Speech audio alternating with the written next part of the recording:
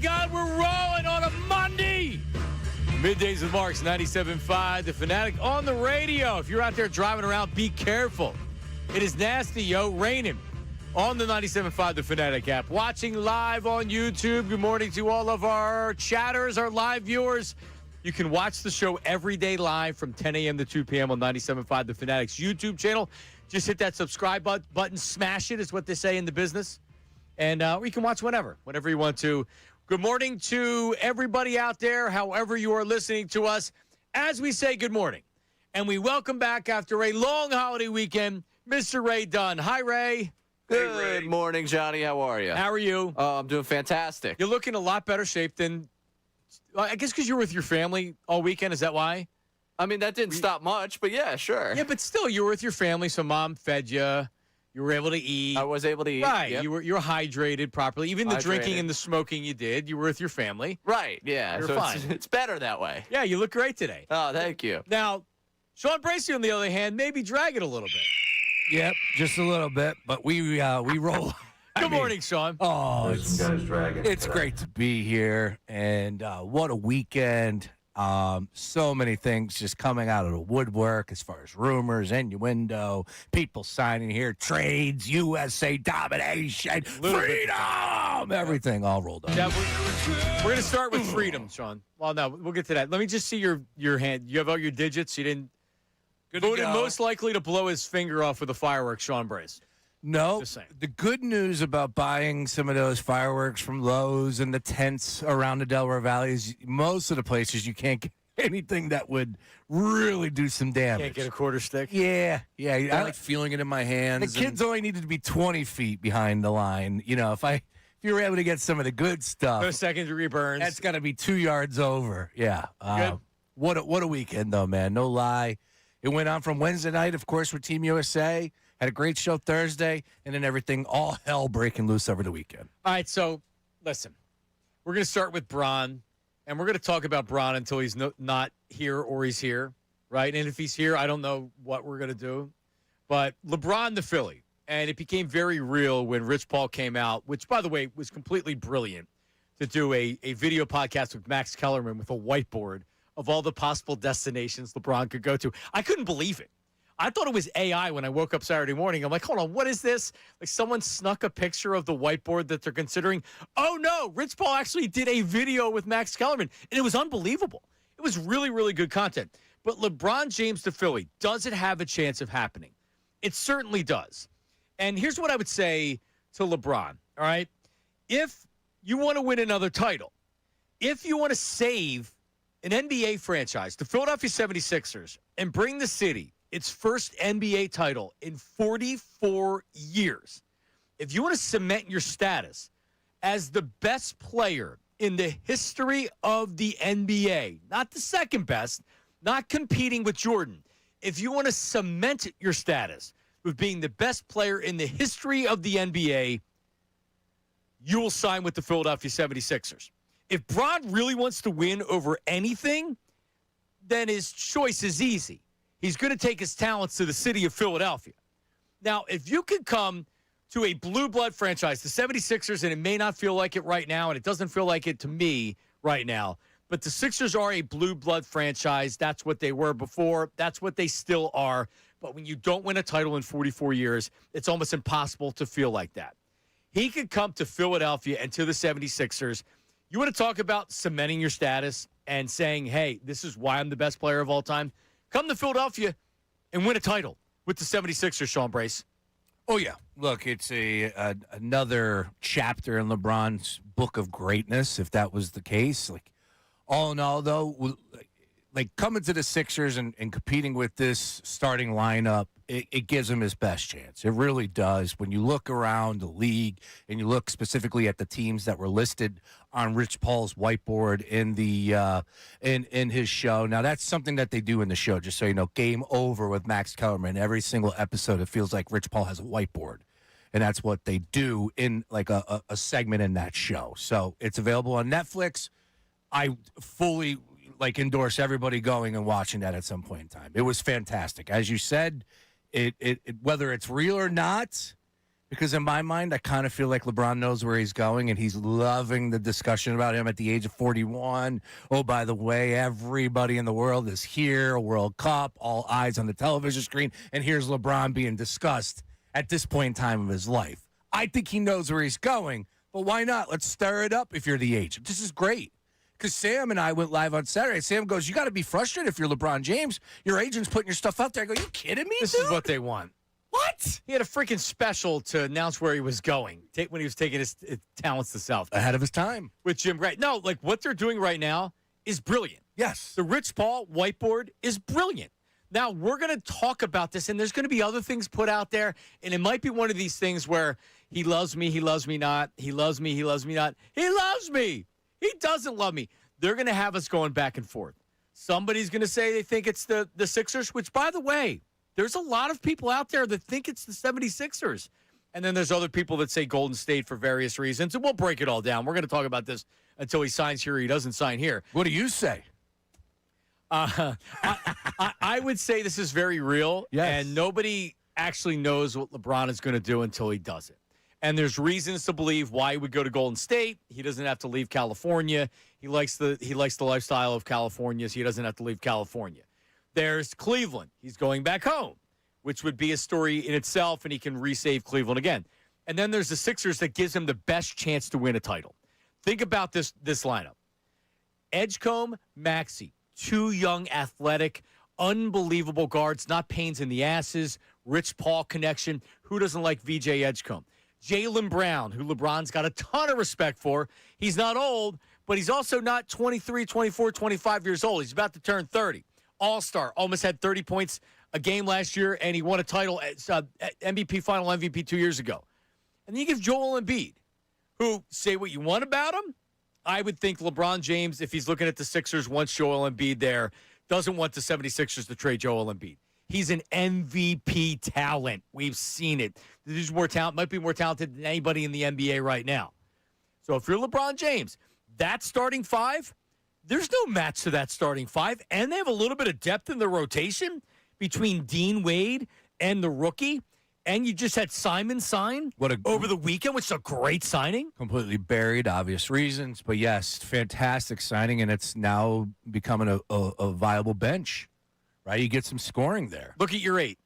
And when Embiid doesn't play, now you have a backup center, and you got Dean Wade that can play 5 minutes. Look at that eight. Look at your rotation. That's your playoff rotation. And you look at what it takes to win a championship, to put that to the side, what it takes to compete, what it takes to advance. All those teams that were, standing tall at the end, they all had depth, John. You need depth. You need pieces. You need playmakers. The Sixers have exactly that. I do want to say this, though. I'm going to sneak this in here real quick because I know it's about Bron. Even if he doesn't come, I love our team, though. I mean, Jaylen Brown, VJ, Tyrese, even if Joel Embiid, I love our three guards. Oh, my goodness, Jaylen Brown. And I get it. I understand why it's kind of being pushed to the side at this point in time because we're fired up. There's a legit chance that LeBron James could be suiting up for the Sixers. Unbelievable. This is the best chance to pull LeBron in definitely the previous time before he went to. It's a better chance now. Yeah, I agree. For sure. It's a better chance now because even Bron would recognize this is the best chance to win. Sorry, you go to Golden State. You're not the favorites to win, and you're not going to win. It's a cool story. That's what it is. There's a lot of people that are naysayers to Steph, a lot of people that would be looking at LeBron going, oh, you're too old. Everybody's saying the same thing. So, you're going to tell us, King and Duck, that straight out of White Man Can't Jump, right? Make sure you watch that movie. King and Duck down at the park, bro. That's what Steph and LeBron would be. Yep.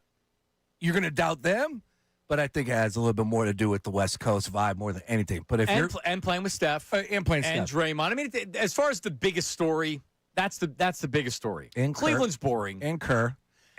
Yeah, the Cleveland, just 30 seconds on that. The thing about Cleveland is if he cared the way people portrayed him, people really looked down like he cares. But if he really wanted to change the minds of the naysayers out there, go back to Cleveland, end it there. And I think a lot of people that would be like, you know what, that's pretty cool. He's putting the final chapter in what an unbelievable career, and he's doing it the right way in Cleveland. I don't subscribe to that theory. He apparently doesn't either because he said the number one thing, John, and you got to love this because this is what we're all about. He wants to have fun. That's what he said. Me too. I want people to be happy and have fun. That's it. Right? So here's how you get involved, because I guess I got not shocked, and I know social media is not real life, and it's not social and it's not media, right? But I've seen way too many people, including people that I know. I put up a fake, because I'm big on Facebook now, Ray. I don't know if you saw that. So I've heard. So I put up a Facebook post. I was astonished at how many people reaction was, you want him in Philadelphia too? I want the greatest basketball player of all time that's still playing at a high level and is a perfect fit for this team and gives them the best chance to win a championship in, I don't know, how many years? Yeah, I want LeBron James here in Philadelphia. Are you crazy? But people that don't, 610-632-0975, just your reaction. Or if you're one of the people, the naysayers, the LeBron knows, you want no to LeBron, 610-632-0975. That's the phone number, but it's also the number to the Davis Honda text line. Name, location, occupation, send a text, or you can send a voice memo and let us know. We're not looking for something long. It could be 10 seconds, could be 15 seconds, could be 30 seconds, whatever. Identify yourself with your name and your location, and your occupation is okay as well. We prefer that, but not everybody likes to identify themselves. 610-632-0975. We'll get Ray's thoughts on all this. Also, we finally got it. Jaylen Brown's first Twitch stream as a 76er. And oh, did he have a lot to say. We'll dig into that coming up next. Middays with Marks, 97.5.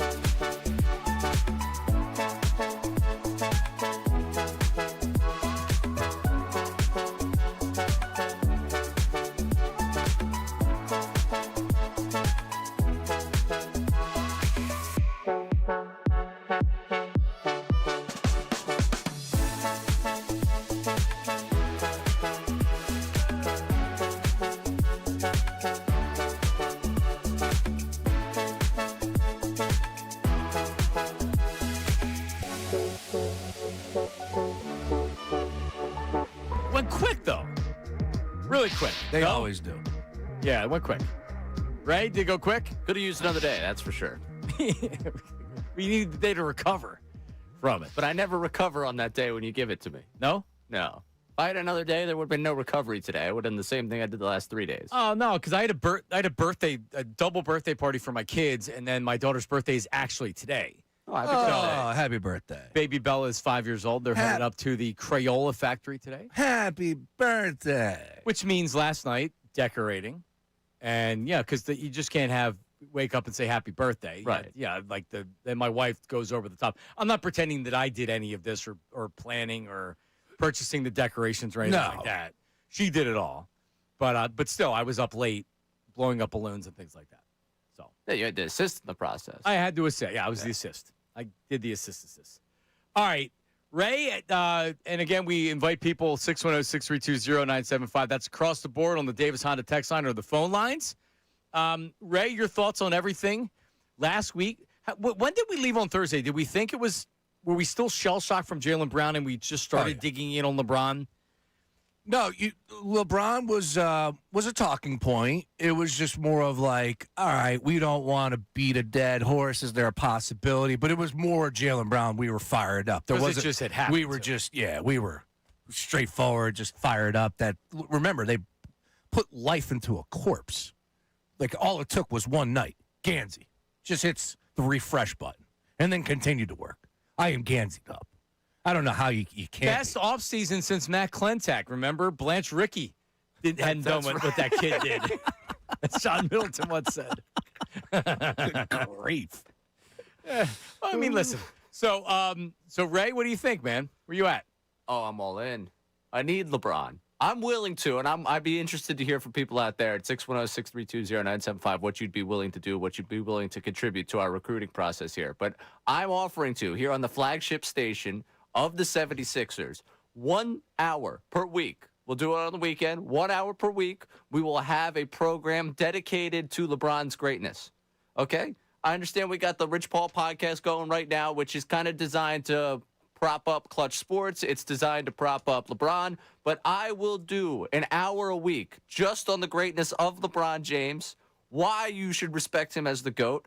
We will do interviews with people who believe that. It'll be like Club Hurts, but you have never seen the propaganda that I will be able to push out if that man comes to this basketball team. I am all in on the LeBron experience. Yep. He is what we need to put the piece together to make this a championship team. And so help me, Clutch Sports, if you're listening to this right now, you have the phone number. Dial me up. I will do what you need to make sure that this happens. He's on to something, John. There it is. What are we willing to do? What are you willing to do to get LeBron James here? Ray? LeBron tattoo? Okay, let's relax here. No. I'm not a Hold Needles on a guy. second. I'm willing to do an extra hour of work a week. Oh, so what? I have Nick Foles tattooed on my back. If Yeah, that's LeBron, you. That's LeBron signs in Philly, are you willing to get LeBron's face tattooed on your shoulder? I'm doing LeBron propaganda every day. Okay. I'm not right. a tattoosman. All right, here you go. I'm not either. Fire it up. If LeBron James comes to Philly, I will get witness tattooed on my body in 76er colors. All right, there you go. So you're Lock it pledging in. a tattoo. I am pledging a tattoo if LeBron James signs with the Sixers. But you also have bad tattoos on you already. I do. I have two of them, and they were topic of discussion again. We joined a new poll. The kindergarten mothers are staring at me. I knew one of them was just itching to ask the question, Sean, what the hell is on your stomach? It says Sean. I thought it was said a bad- thug. I thought it said Thug Life. It was a bad decision back in 1997, and I'm still paying for it in 2026. But that's all right. Yes, I will get witness. I will get witness tattooed on All my right. body. All right. What are you willing to do? 610-632-0975. This is perfect for the Davis Honda text line and the voice memos. There it is. I'm not willing to do anything. Oh, here we go. Well, I'm not getting any tattoos. Well, what you got to do something. All right. What? What do you want me to do? Well, here's the deal. We got till 2:00. You're gonna think about something. All right. Well, I'm open to suggestions. There you go. I But like none that. that are going to get me divorced. Because if No. I have LeBron's face on my back, that'll get me divorced. I'll get a witness tattooed. I used to have a witness T-shirt way back in the day. It was bedazzled. It was from Nike.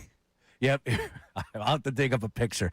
Dude, I was a diehard LeBron fan in Cleveland. Loved LeBron James in Cleveland. And then he went to the Miami Heat, you might have heard.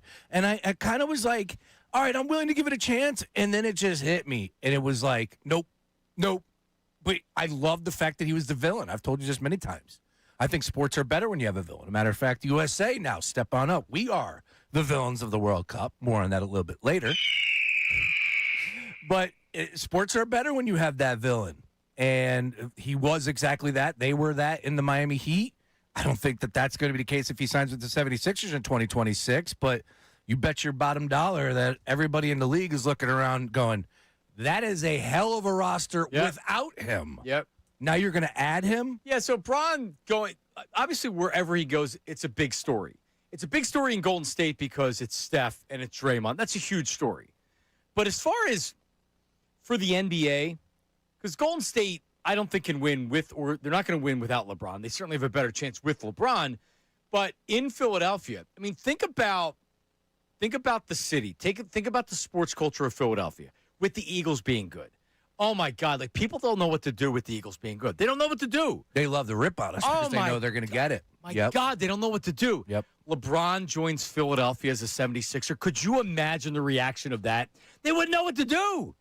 Literally, New York wouldn't know what to do. Boston, the entire every NBA city and then some. Any NBA fan would know what to do. I'm seizing over here. It's the biggest story that he could possibly do because it's cool. Like, I put it in quotes. It's cool if he goes and plays with Steph and Draymond, which it is. Like, that'd be cool to see. And then they lose.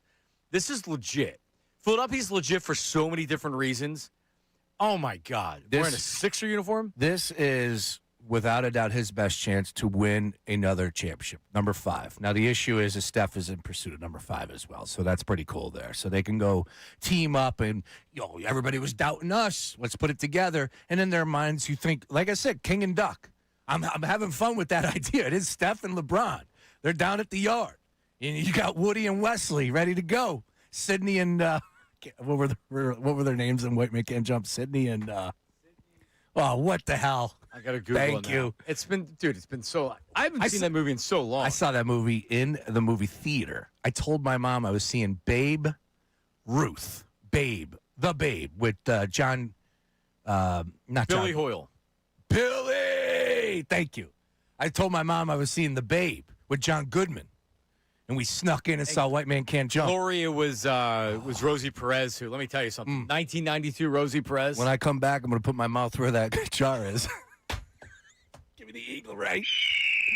Dude, all I know is this. Like, it's real. They sat up there, John, and they threw the names up on the whiteboard. And if you were honest with your assessment, Minnesota, they have a good team. It's a team that's made 2 of the last 3 finals as far as Western Conference is concerned. I get it. They have a lot of good young players. They just added Melo. There's a lot to like there. They're in the West. If you're talking about the West, you have to go up against 2 teams, San Antonio and Oklahoma City. That's it. Those 2 teams don't exist in the East. The Knicks are not those 2 teams, even though they just won the championship. I get it. Not trying to be disrespectful. But Rich Paul already said the Knicks aren't having it because they just won. Rich Paul, yes. No, I'm talking about teams that you have to go up against. No doubt. But he did say that, which is really funny because now we can get into the weeds of there's like because I brought this up on Saturday. Rich Paul said that if the Knicks did not win, they're not having any discussion. LeBron's going to New York. However, there was some Leon Rose and Rich Paul don't get along. So Sam was bringing up that he goes, I don't know if I'm taking that story to the bank because it just feels like that's Rich Paul's way of rubbing the Knicks fans and Leon Rose, the wrong way. We could have. Yeah. You have the agent rivalry. All those athletes are sponsored by, or represented by CAA, one of those other groups. So that's what that is. Regardless, though, I thought that was a huge talking point. It was, dude. It's the first episode I watched. Saturday morning, I ran to my television and watched Max Kellerman, who did an unbelievable job prodding Rich Paul about every one of these teams. And the only guy that had a star next to his name was Tyrese Maxey. Tell me why. Yeah. No, I mean, there's not really a case for what the best situation is. Is there? Is there a better – I mean, as far as a team to win a championship – and Sean mentioned it's better to be the East than the West. Okay, like, for sure. Sixers are in the East, by the way. Yeah. So, like, Minnesota, he's not going to Minnesota. The 76ers, people may say LeBron's not going to Philadelphia. I hear you, but there's basketball reasons why you would. It's the best spot for him to go. You have 3 All-Stars and a young emerging star, and that would be your starting 5 alongside LeBron James in the weaker of the 2 conferences. It just makes sense. And they need someone to put the piece together. Because when you look at this group right now, the one thing you don't really have is that facilitator type. Oh. You can love what you get from Maxey. He's not a true point guard. You can love what you get from VJ. It still remains to be seen whether or not he could be that lead type of guard. Jaylen Brown isn't that lead type of distributor. And obviously that's not what Joel Embiid is. You just bring in LeBron and we figure it out. You just want as much talent on the floor figures at it once. out. Yes, he figures He it out. facilitates the whole thing. Like, that's it. You bring him in, like, you got a head coach, but you have the head coach on the floor. Right. Nick Nurse, you draw stuff up. LeBron will make adjustments on the floor as need be. Right. I'll say it now because we got the suggestion going in the YouTube chat. So I want to say this right now of what I will do for LeBron James. Here we go. I'm going to do the 1 hour per week. We'll put on the weekends. It's a LeBron hour. As the flagship station, the 76ers, it will be strictly LeBron propaganda. We will do interviews with people who want to prop up LeBron. We will discuss why LeBron's the greatest. It'll be 1 hour every single week. I will host it. I will lead it. We will make it happen. That's bare minimum. On top of that. That better happen no matter. On top of that. Go ahead. Gee, so you get to create content on LeBron James and be the star of the show. I will do an alcohol-free August. No, we all lose then. That's not what we want. I am going to abstain from A whole alcohol. month. Do you hear this guy? This is the dry January that never was. I'm willing to do those two things for So you. I'm gonna get a permanent tattoo, and Yeah. you want to create content. This is one all hour content. a week. This is what he's getting that tattoo because he wants to. He's getting it because he wants that picture to blow up. Oh, shut up, Ray. No. You're out. Witness. And, and oh, by the way, the witness will have some sort of LeBron James logo in the middle of it because I forget what it was. I used to have this T-shirt, just plain black, and it was just bedazzled. Witness. I don't like any of Ray's suggestions. Calarulo said I shave my head. Sorry, Morgenstern. Like, Can't do that. no, I could easily shave my head. It's just Oh. like big deal. I shave my head. Yeah. Yeah, sure. If LeBron signs, I'll shave my head. Yeah, absolutely. Is the YouTube chat believing, Ray? What's going on? What's the vibes over there? Are they believing? I don't think they believe it's going to Okay, happen. gotcha. Yeah, no. But I don't like, think it's gonna so like, if you were to ask me, is there a better chance it happens and it doesn't happen? No, I don't believe that. Okay. Do I think that there's a moderate chance of it happening? Absolutely, I do. Give me a percentage. 25. Ray, where you at? happen. 15? Ooh. Yeah. No, this whole Cavs steam that's really picked up over the last 24 But- hours has me a concern. The Cavs and the Warriors are clearly 2 destinations you could see him going to. I can't see him going anywhere else. I can't see him going to Miami, even though he was already No. there. That feels like a respect thing for me. Yeah. He just says Miami. Minnesota, he's not going to. Who are the other teams? Denver. Yeah, no. He's not going to Denver. No. This is actually the perfect fit. Like, I don't even think Cleveland's a great fit other than being Cleveland. At least Golden State's a fit because of Steph, because of Draymond. Like, I can see that right now. I can see that. Cleveland would have to make some. No, it would be easy. They'd have to Yeah, clear they a can lot. do it. Yeah, it would happen They can in a matter of 24 hours. But they still have to clear a lot. Well, the Sixers can't pay him anything. I don't see Cleveland. I just am not talking myself into Cleveland. And I know they're the front runner if you can wager on it. I'm not buying Cleveland. I think it is Golden State and the 76ers. Really? Yes. Now, am I willing to say 50-50? I can't go 50-50. I got to give the edge to the Golden State Warriors just a bit. But I'm more 40%. I'm 40. I'm at 40 that LeBron James is looking at Philly. And, oh, by the way, I said this Saturday, and this kind of comes back to what are you willing to do? Am I wrong to believe that LeBron James and the way he consumes media and social media and everything, fans can have an effect on his decision? I think that if we hit the ground and we came up with this charge and all things social media, and whether you're a naysayer, stay away. I'm just talking about the believers. I'm talking about the happy people, the people that want, light in their life. If they took the social media and started doing videos and LeBron this, come to Philly. billboards, businesses, Shapiro, mayor, I don't care. Name your favorite politician. Get on board and start yelling for LeBron James to come to 76ers. I think that would have an effect. It wouldn't hurt. No, could it easily have an effect? Sure. He would feel it. He would see it. People would ask him about it. People would be like, Bron, do you see what they're doing in Philly? If everybody just tweeted at him with the video of why he should come to Philly as 76er fans, Ray, you think that would work? Certainly wouldn't hurt. No, see, that's not what I'm looking for. I'm looking for, He's disappointing me today. Yeah, Sean. he is. Is he a little off his game? It would hurt. I will talk about LeBron once a week. I'm not going to drink for What a are you month. doing? I love this. You're throwing arrows over at me. What are you doing? What I said was I'm open to suggestions, but I'm not gonna be like, oh, I'm putting myself at such risk by doing an hour a week of talking about LeBron if he signed here. I'm offering him a my service. God. I don't know. I'm offering him a service here. I'm doing something to talk about his greatness. I already got people in the text line signing up to do dry August with me. No, You don't drink for the rest of the year. Now we're talking. Oh, okay. Now, see, that's a lot of weddings. See? Yeah, you can't do it. Are you willing to sacrifice, Ray? That's the question. Neither of you are right now. I'm going to get a tattoo. Right. I'm open to suggestions. I haven't told you where, but I'll right, get so witness. We have voice memos. We also have Jaylen Brown and what he said on the Twitch stream because it was really good. It was incredible. But let's go to the Davis Honda text line. What do we got? Jim from Souderton here.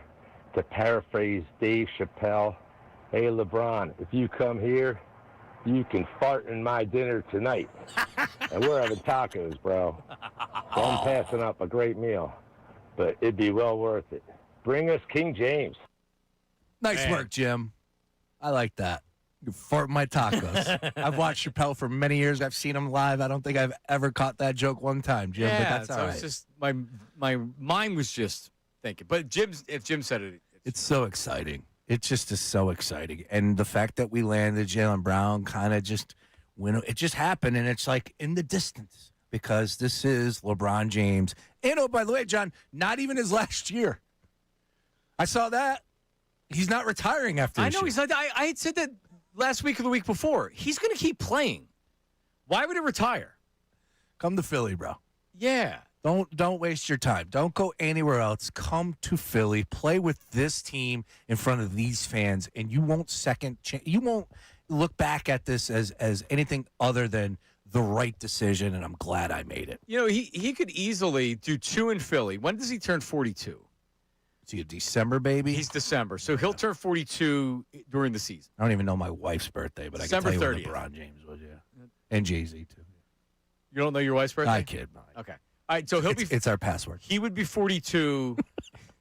He'd be 42 in December.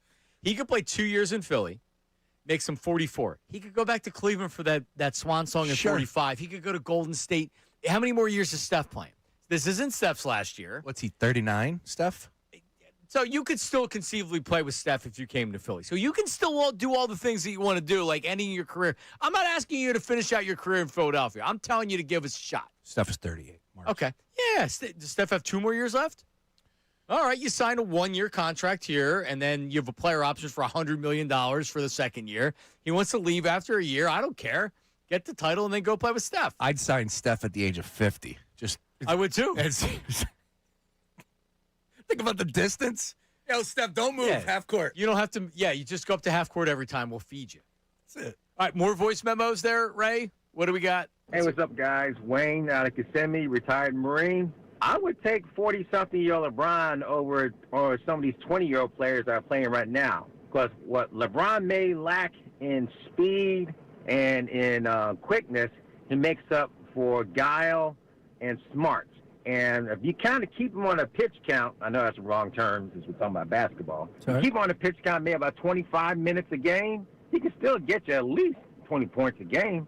And not to mention, I think he'll be the kind of person that'll kind of kick Joel Embiid in the ass to get himself in shape and stop playing around. Yep. You ain't lying about that. No, listen, you don't have to worry about 25 minutes a game. LeBron James at age 40, last year, age 41, 33.2 minutes a game. Yep. So, yeah, right around 30. He played in 60 games, which is perfectly fine. You manage the minutes, you manage the injuries and things like that.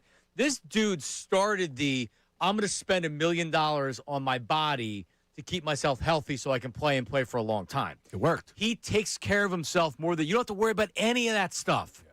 That's why he's going to be able to play. He averaged almost 21 points a game last year. He was the best player in that playoff series against the Rockets. He just was. It's crazy what he's doing. We all keep waiting for Father Time to catch up. He's continuing to fight it, and a lot of the reasoning behind it is the fact of what you just said. him taking care of his body in the offseason, doing all the right things. I mean, you look at him. He's a monster. He's a mammoth of a human being. That's one of the biggest dudes. Like, the first time I ever saw LeBron James in a locker room, just like Sidney Crosby. But he was You liked his ass? He was fully clothed. He was sitting down. Oh. And I walk in, and there's the gaggle all around him. There's something I've never seen with the Cavs. Bro, he had a foot in each bucket. Right? Like, and it wasn't your normal bucket. It was your container that you put T-shirts in and throw them in the attic. And here's LeBron James. Everybody's waiting. He gets in, boom, towel. Everybody's waiting. Nobody's saying anything. He gets the sheet, the box score, looks at it, eyes it up, reads it for about 30 seconds, digests it. All right, questions. It was the craziest thing still to this day, but he is a monster of a human being. Just 6'8", 265, 280, I don't even know what he weighs. I don't know if he leaned up a little bit. I'm sure he did. Yeah, but back in those days, monster. 20.9 points, 7.2 assists, 6.1 rebounds last year. And his assist numbers were down. He was over 8 the previous 2 years. He turned into Magic Johnson here. Yeah, that's really what you want. It just depends on what's going on in the game, who you're playing. Once the playoffs happen, the Lakers just weren't good enough in the West, and then Luka was out to where you really had a bona fide chance to win. Yeah. You knew they didn't going in, but like you had said, man, it sure as hell wasn't because of LeBron. He's just not at a point where he can single-handedly win like he used to be able to do before. Yeah. But, man, he can put you over the top, and there's too much talent on this team. Way too much talent. It'd be so much fun. We would go crazy. There's no one that packs the house like LeBron James. He is the number one as far as price of admission in all of sports. He is the guy. All right, give me some anti-LeBron texts here, Ray, before we All right, we Bobby hit it. from Marlton saying his wife's not watching if LeBron comes here, and another texter here, this whole LeBron combo is terrible, and I'm ecstatic with the Sixers after the Brown trade. LeBron is not a winner. In baseball terms, he's batting 180 in championships. He brings a circus with him that I want no part of. He's a loser and all about himself. He already knows where he's going. He just has to have everyone talking about him at all times. You could read Mad Mike's name after that text. It's okay. No big deal on that one. But stop it. It was death taxes and a guy getting to the NBA Finals for how many straight years? Yeah, okay. Yeah, no, and Ray, I already did. I don't have to do anything if LeBron gets here because what have I acknowledged in the last few months? And I said it numerous times now, and our listener, Jay, every time emails me about it. Said he's the best player of all time. I finally acknowledge he's the best player of all time. We can argue about that another day. He's over Jordan. The fact that he did last year what he did at age 41 and the championships that he's won. And, like, look at when Jordan was 41, he was a role player. You can't compare LeBron's a errors. star. Can't compare errors like that. He's a great player. He's the second best player in the history of the game. That's all good. That's why we need the LeBron hour. And you know what, Ray? It's very kind of you to dedicate you. yourself to talking about LeBron if he signed here. Thank you, Ray. All right, coming up, we have Jaylen Brown, his first Twitch stream. What does he say about Joel Embiid, if anything? Has he talked to Joel? Also, man, he's got some process talk and more. That's coming up next. Middays and Marks, 97.5 The Fanatic.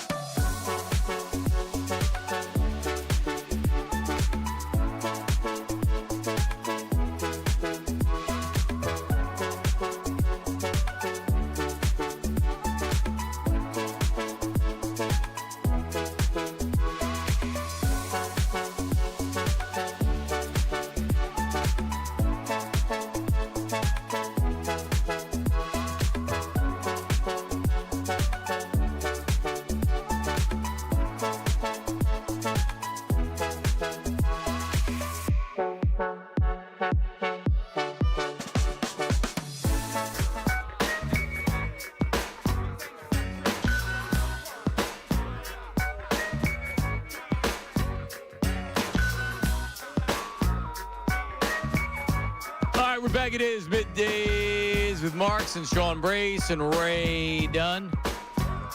A lot of people, a lot to talk about. Phillies, All-Star game, some snubs.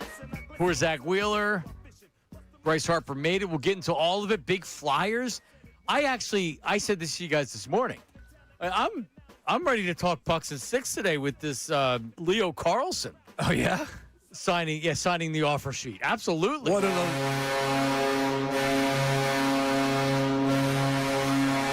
We'll get into that. I promise. I texted Martinez. I guess he's still sleeping. Leo! What are those Anaheim Ducks doing out there?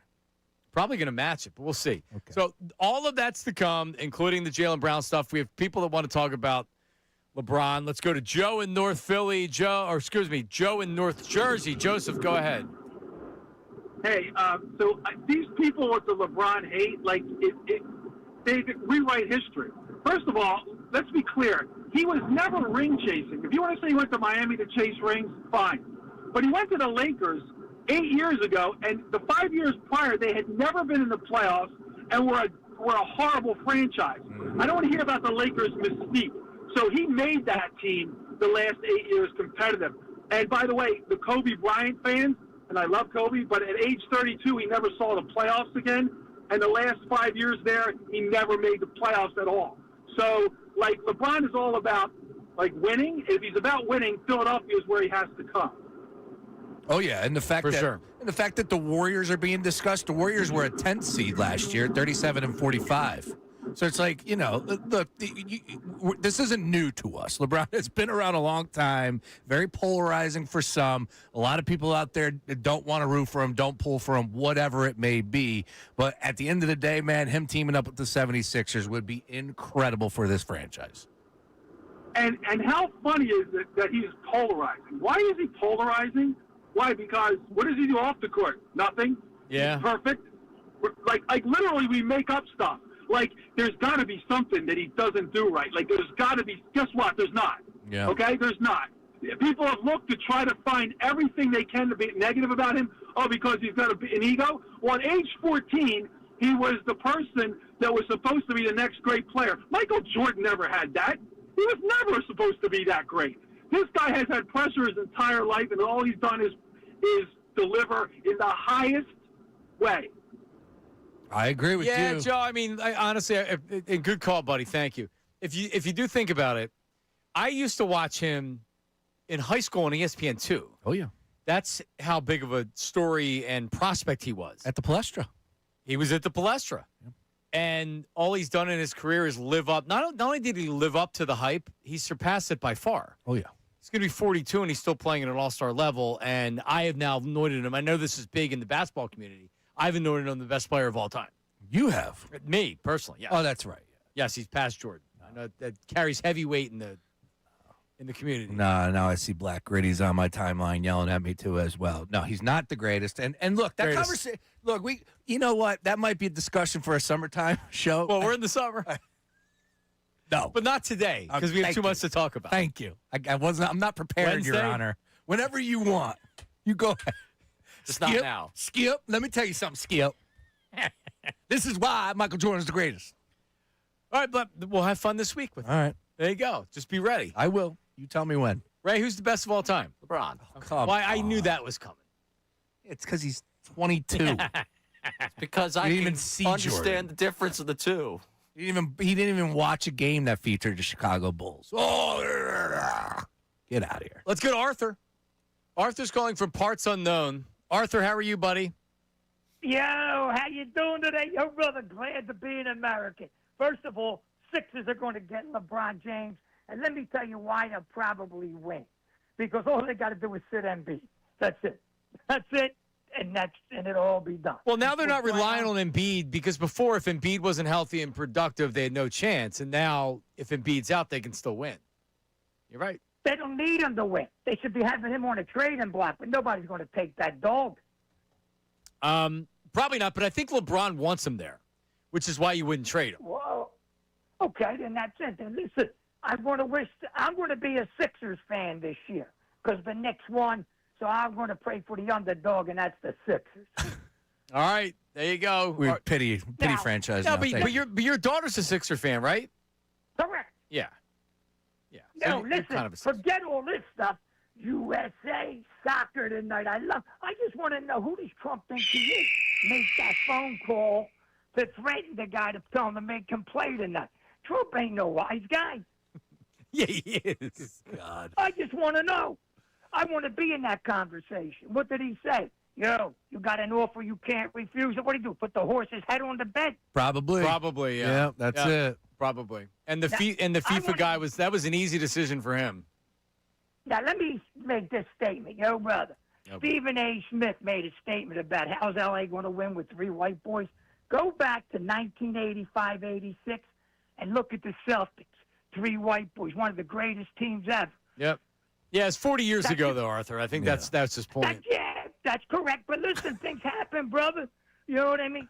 And the greatest basketball of all time. Yo, Larry Bird. Yeah. Kevin McHale. Yeah. Danny Ainge. Jerry Whoa, Seastings. Look at you. That's right. That was the team, Bill brother. Walton was on that team at the end of his career. Yep. Oh, yeah. Yeah, listen. Anybody can do anything. It's America. Joe Klein. How do you? Arthur keeps up with everything. You don't miss anything. There's no way you're pressing play on anything Stephen A. his podcast. What are you watching, Arthur? Besides Fox? He's News? probably on listen to me. Facebook.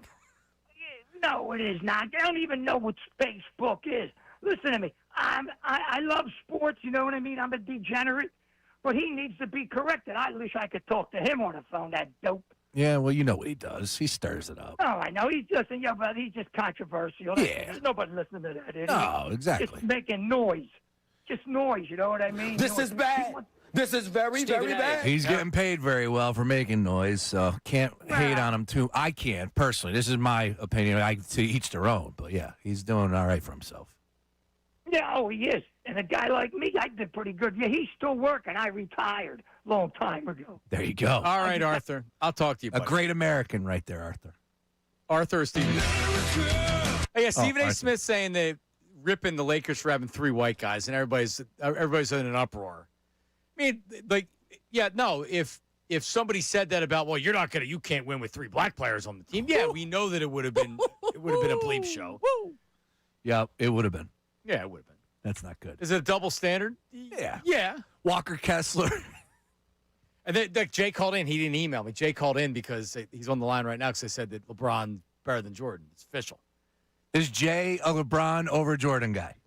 Or no? No. Jay is. I'm going to come to the station and murder you for saying that Thank you, anybody's Jay. better than Jordan. Thank you, Jay. He's Well, also our wrestling insider. I don't want to murder anybody, but yes, Jay is right on that. All right, coming up, we'll get into the Jaylen Brown stream. Oh, man, did he have some good things to say. Sean listened to the whole thing, and he's Whole hooked. thing. Yep, he's going to be a weekly listener now. I'm a subscriber. All right. On Twitch. Twitch. There you go. Is that your first Twitch subscription? First one. Middays with Marks, 97.5 The Fanatic.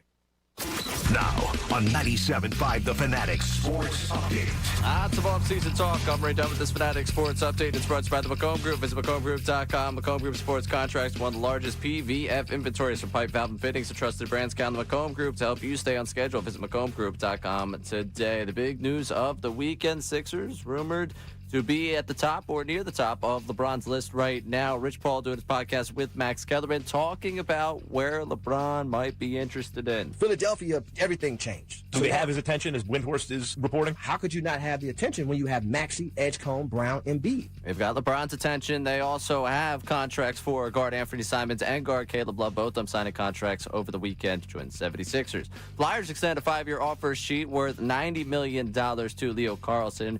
It would cost them 4 first-round picks in consecutive seasons to the Ducks. They're also rumored to have interest in a Claude Giroux reunion. We'll keep you updated with whatever's going on. Both teams off season. As for the team actually in season, Phillies lost 5-2 to the Royals on Sunday. Big news of the weekend for them: 5 All-Stars. Johan Duran, Christopher Sanchez, Bryce Harper, Kyle Schwarber, and Brandon Marsh gets to start in the outfield. This update is also brought to you by Allstate. Some people just know you could save money on car insurance by checking Allstate first. So what are you waiting for? Check Allstate first for a quote today. You're in good hands with Allstate. I'm Ray Dunn on your home for the Sixers, Flyers, and the Union. 97.5 The Fanatic and The Fanatic.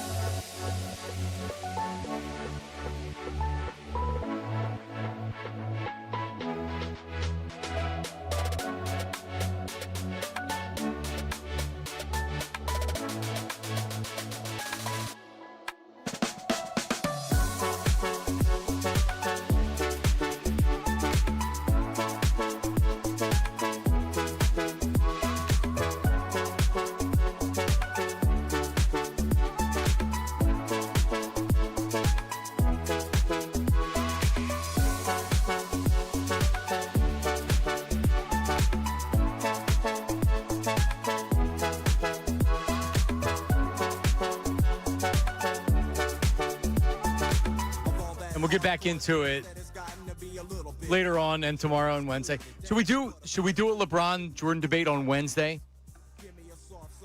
Let's look at the rest of the week and decide. Not tomorrow. No, let's look at the rest of the week and decide if there's a soft spot in our schedule, a scheduled loss. Yeah. And then we can do it. And then we can bring on people that are pro Jordan and then pro LeBron. We can kind of do it. We could do it. We could really do like almost a show, like the great LeBron debate. I like that. And just so I'm on record, I will say this, and I will not back down from it. I will stand on my words, but it is as closer than ever. Yep. The closest it's ever been to be able to witness this dude and the level that he's playing at this age of his career. You'd be naive to sit here and say, oh, he's not bad, but I'm standing. I'm 10 toes down, as they say, boys. MJ will never be dethroned. Never. Yeah.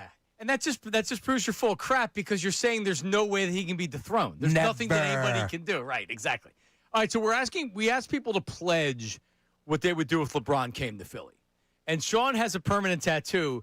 Ray said he would do a show involving LeBron. Thanks, Ray. Yeah, I'll get my Instagram followers up. Hey, Ray. And by the way. Yeah, really. You're getting that tattoo for the look of it. Not have a beer. Yeah, I'm getting a tattoo because it's permanent, and LeBron It's a James tattoo. is unbelievable if we were to get And the him. attention you'd get from it is not at all why you're getting the But tattoo. it's still a tattoo. Yeah, by the way, I had at ESPN.com, I had ESPN that wanted to come and do a story. Well, that's his point. His point is I'm doing You guys it. are saying I'm doing the hour-long Ray, show about LeBron for the attention. No kidding. That's what this entire thing's about. But that's for you. That's not for, you have to do something to, getting you think I want a stupid tattoo on my back? I go to the pool every weekend. I got Nick Foles on my back. Johnny! Right, exactly. And everybody sees it. And I forget that I have it sometimes until I'm like, I have Nick Foles and a Lombardi trophy on half of my back. You think that's a good thing? You want that there? No, he's getting a permanent tattoo. That's different. Okay, yeah, sure. He would get some blogs writing about the idiot. They got a LeBron James tattoo because he came here. Awesome. Make some noise. And then he's going to talk to his wife who looks at it and says, no, I hate you even more. It would be bad because you know what she would say, and she's been saying this a lot now, is that I need to get my other one removed. Which one? My On stomach. the belly? Yeah. She's begging me to get. What's on your calf? That was the theater faces. The happiest sad. I once said at 16 years old. I'm not even going to make this even deeper than what it was. It is the Motley Crue album cover. All right, that's what it was. Theater of Pain. But I took that idea behind the theater faces. Like, this is my life. I'm happy. I'm sad. I was 16. Right. It was the dumbest thing. Kids, I'm telling you right now. Motley Crue, and he was 16. Yeah. And I blame Tommy Lee for getting that. Can I and take Tupac. I need to take a picture of it because you only see it when you wear shorts. I knew you have. Do you know the tattoo we're talking about? Right? No. You just even know. I got to take a picture. I got to take it and send it to him. Get a good angle too. All right, get a good angle. There you go. Yeah. Oh, thank you. I appreciate it. Right. It looks like my 5-year-old did with a crayon. Yes, it was Indian ink. It's a prison tattoo. It literally is. It looks like a prison tattoo. Who did it? I was just telling the story over the weekend. It was this tattoo shop that all of a sudden in Wilkes-Barre was doing tattoos without getting a license in 1997. And my whole high school was going down there and getting tatted up. My buddy got a wizard. Word got around. Word got around. Yeah. So we cruised down. I took my Plymouth Horizon, which was a knockoff of a Dodge Omni. Yeah, my high school girlfriend had a Plymouth Horizon. That thing was shaking. We were driving 45 miles per hour down there. I think the place was called Flaming Star. The guy was definitely nodded out. I mean, he was on to something. He did that one. What, he was on H? Probably. Who knows? Anyways, and then, saved up another $90 and went down there and got my name tattooed. Ray, what's your thoughts on it? Oh, God. Don't. The kids. Put it out on social media. Are tattoos cool anymore, Ray? Do you are your people getting tattoos? He's not a tattoo guy. I'm not a tattoo guy, but yeah, people get tattoos all the time. Because I was talking about this over the weekend, as I said, and I just felt like back in our day, barbed wire, the sleeve, everybody got tattoos. Well, no, when people got tattoos when I was younger, you can't get a job now. Like if you had visible tattoos You can't get a job. You'll never get a business job. You're going to have to work on a construction site. That's what my dad said. My dad said, if you're going to get a tattoo, just keep it under shirts. Right, because you can't get a job now. I mean, That's why I got my belly and my calf. I wanted love on my knuckles. And that'd be great. Yeah, get the neck tattoo. Face tattoos or even. My buddy got the hand tattoo. I'll get Bron on my left hand, B-R-O-N. Is that your pledge? No, witness. So we'll keep doing this all week, but we're asking people to pledge something, and I don't have an answer. Ray's mad at me because I'm criticizing him. I don't know what I'm pledging for Bron. But get your pledges in on the I don't know. On the on the text line. Dave, it's on a text line. All right, so let's wrap this up. Give us the voice memo of LeBron and then some anti-LeBron text, and then we'll do Jaylen Brown. Go. I will ride shotgun for a week with Tiger Woods if LeBron James signs with the Sixers. It's good. Now that's putting something on the line, right? God, this tattoo Didn't looks. put a name to it. It looks even worse in the picture. Yeah. That looks so bad. Well, it looks like someone took a Sharpie. It's 17. That's what it is. 2026. Do I have to? The issue is if I go and do the tattoo removal, it doesn't work. No, it's just, dude, who cares at this point? I know. It I'm is what 45. it is. Like, Who oh, cares? well. Because that's what people said to me. Well, just go to the. I'm not getting this removed. It's a story of my life. Now, I was actually thinking about doing something in tribute to my dad and my brother over this one on my calf because the calf wouldn't hurt. So I was like, if I'm going to go do something, get something cool, make it nice, something with some meaning, I could go down that path. But my stomach, to remove Sean from my fat gut, that's going to hurt. Yeah, just leave it. It's going to sting, John. Just leave it. And then they're going to tell me, oh, you got to come back. And then it doesn't go away and it's just faded. Yes. No, you're good. All right, we'll hold the anti-LeBron text to restart the conversation. Jaylen Brown. So you check this out. I was hooked, John. Friday night, absolutely hooked. Must-see TV. Went right to his Twitch stream, which, oh, by the way. Uh-oh. Oh, that's a flood warning. As a imminent threat alert, a National Weather Service, a flash flood warning is in effect. Until 2:15. I wonder if it's going out. Do we know when the EMS test goes out over the air, Ray? I do not. Or is it just do it? It might just do it. I got one of those earlier this morning, too, right? Didn't we all get that this morning as well? All right. I didn't get anything this morning, so I must have been out of the area. At the end of where we are right now in Ballackinwood, I guess we're getting hit with it. Gotcha. You don't drive through sitting water, people. I know you're listening to us. Be safe out there. So turn around. Don't drive when encountering flooded roads. Blah, blah. So it's in effect until 2:15. Flash flood warning. Yeah, it was just dumping out there. A lot of water. Because like you said, I think that like everybody's like, it's not that deep. Let me just drive through it. You don't realize you literally could get. Next thing you know, you're killed. climbing out the sunroof. Or you're lucky. not. Yeah, or if you're lucky, exactly. That water comes in fast. It's not as easy as you getting out and open the door. Be safe. A lot of people are listening to us. A lot of people on the roadways today. Be safe. All right, so people that didn't see the Jaylen Brown Twitch stream, he was doing this in Boston. Really, it started off, we were breaking down plays. And I remember, was he doing the plays from Embiid? And he was doing the flopping. So he literally, it's like you're looking at a telestrator. He did the full game after they lost. So he's been doing this. So this just isn't him. I think it started out with that. Now he just kind of rips. But I'm guessing he'll keep doing the game stuff, or maybe he's found out, hey, I'm a bigger star and I don't need to do that. Regardless, he's just not. He didn't start off going on there just being like, hey, I'm gonna after games go on and just talk smack or talk nonsense. No. So you watched it. I did. And a few of my takeaways would be this. One, he is a very educated, smart, well-spoken human being. That's one. Two, is he used the word authentic a few times. He is exactly that.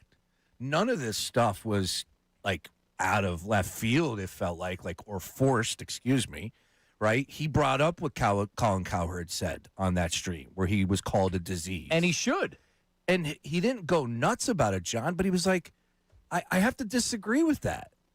And, like, he was honest about it where we have it? Yeah. All right, let's start with that because Colin Cowherd, after the trade was made, he said that he spoke with people around the NBA that said that he's a know-it-all and it's a disease.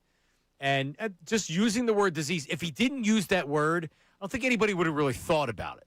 But using the word disease was clearly the buzzword that got everybody going. Here's Jaylen Brown on that. hear me out on this. Hear me out. I get the whole intelligence thing. Like, personally, I think intelligence is, like, relative. Like, you know, there's different forms of what intelligence looks like: creative, divergence. There's like being able to adapt. Intelligence is to add up to change. There's so many different forms of intelligence. Whatever you value is whatever you value. I never told anybody, like, look, I'm the smartest person in the room. That may be how they took it, but let's keep it a buck. Like, in sports, no offense to everybody in sports, but the bar is low. You know what I mean? Like, the bar isn't that high. So I think that's what people need to take into consideration. It's like, okay, he's one of the smartest athletes, but, like, a lot of the athletes and like, you know what I mean? How high is the bar really? You know what I mean? No, and that's no diss. We got a lot of smart athletes. It's kind of disrespectful. A little bit. A little bit. He's saying, I'm not all that smart. It's just these guys are dummies. That was in the beginning. Do we agree with him, though? Wouldn't we agree with him, knowing what we know? There's a lot of people that are really good at what they do. And Okay. So here's where I'll take the other side of that. Even if that's true, do you really need to say that? It's fair. And that's part of the thing is that, and honestly, Sean, I have no idea what he says on these streams because I've never watched it. I heard people in Boston bitching about what he does on the stream. But if that's his attitude of, you know, these guys, this is really the bar. Okay, so now you look down at the other players. Is that including your teammates? So there are dumbasses on your team, too? Probably would say, yeah. Yeah. Well, I'm sure there are. That was, like, honestly, the more cocky thing he said in the whole 45 minutes. Okay. Well, we have more. Because the Cowherd stuff was really intriguing. So this is the part, as we said. No? Yep. Sorry about that. I didn't mean to stir that up. But, yes, we're going to go to that. No, I didn't hear what you said. He was talking to my... Yeah, the Cowherd stuff was the one thing that was, like, the big takeaway for me was Colin Cowherd said something about the disease, how he's a disease. He heard he's a disease, right? And the thing that I would say is, like, man, that would stir me up. I would be so frustrated. I'd be like, you know what? I would challenge Colin Cowherd. He didn't do that. He said, hey, I would disagree with you. And this is the reason why I'm going to disagree with you on that.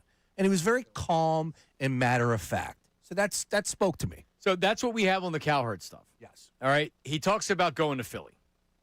All right. Here's Jaylen Brown going to Philly. The hard part, chat, is, like, for the last 10 years, I've, like, programmed to, like, hate Philadelphia. Like, from the history, chat, to, like, the history of the rivalry, just the playoff battles, you know, all of the above, the process. Like, I've been programmed to be like, man, the process. So it's like, it's funny now I got to, like, reverse engineer, you know what I mean? And that's the part that's going to take some time. But, like, you know, I'll be ready to go by the time the season starts. But my brain had been, you know, Boston, Philly.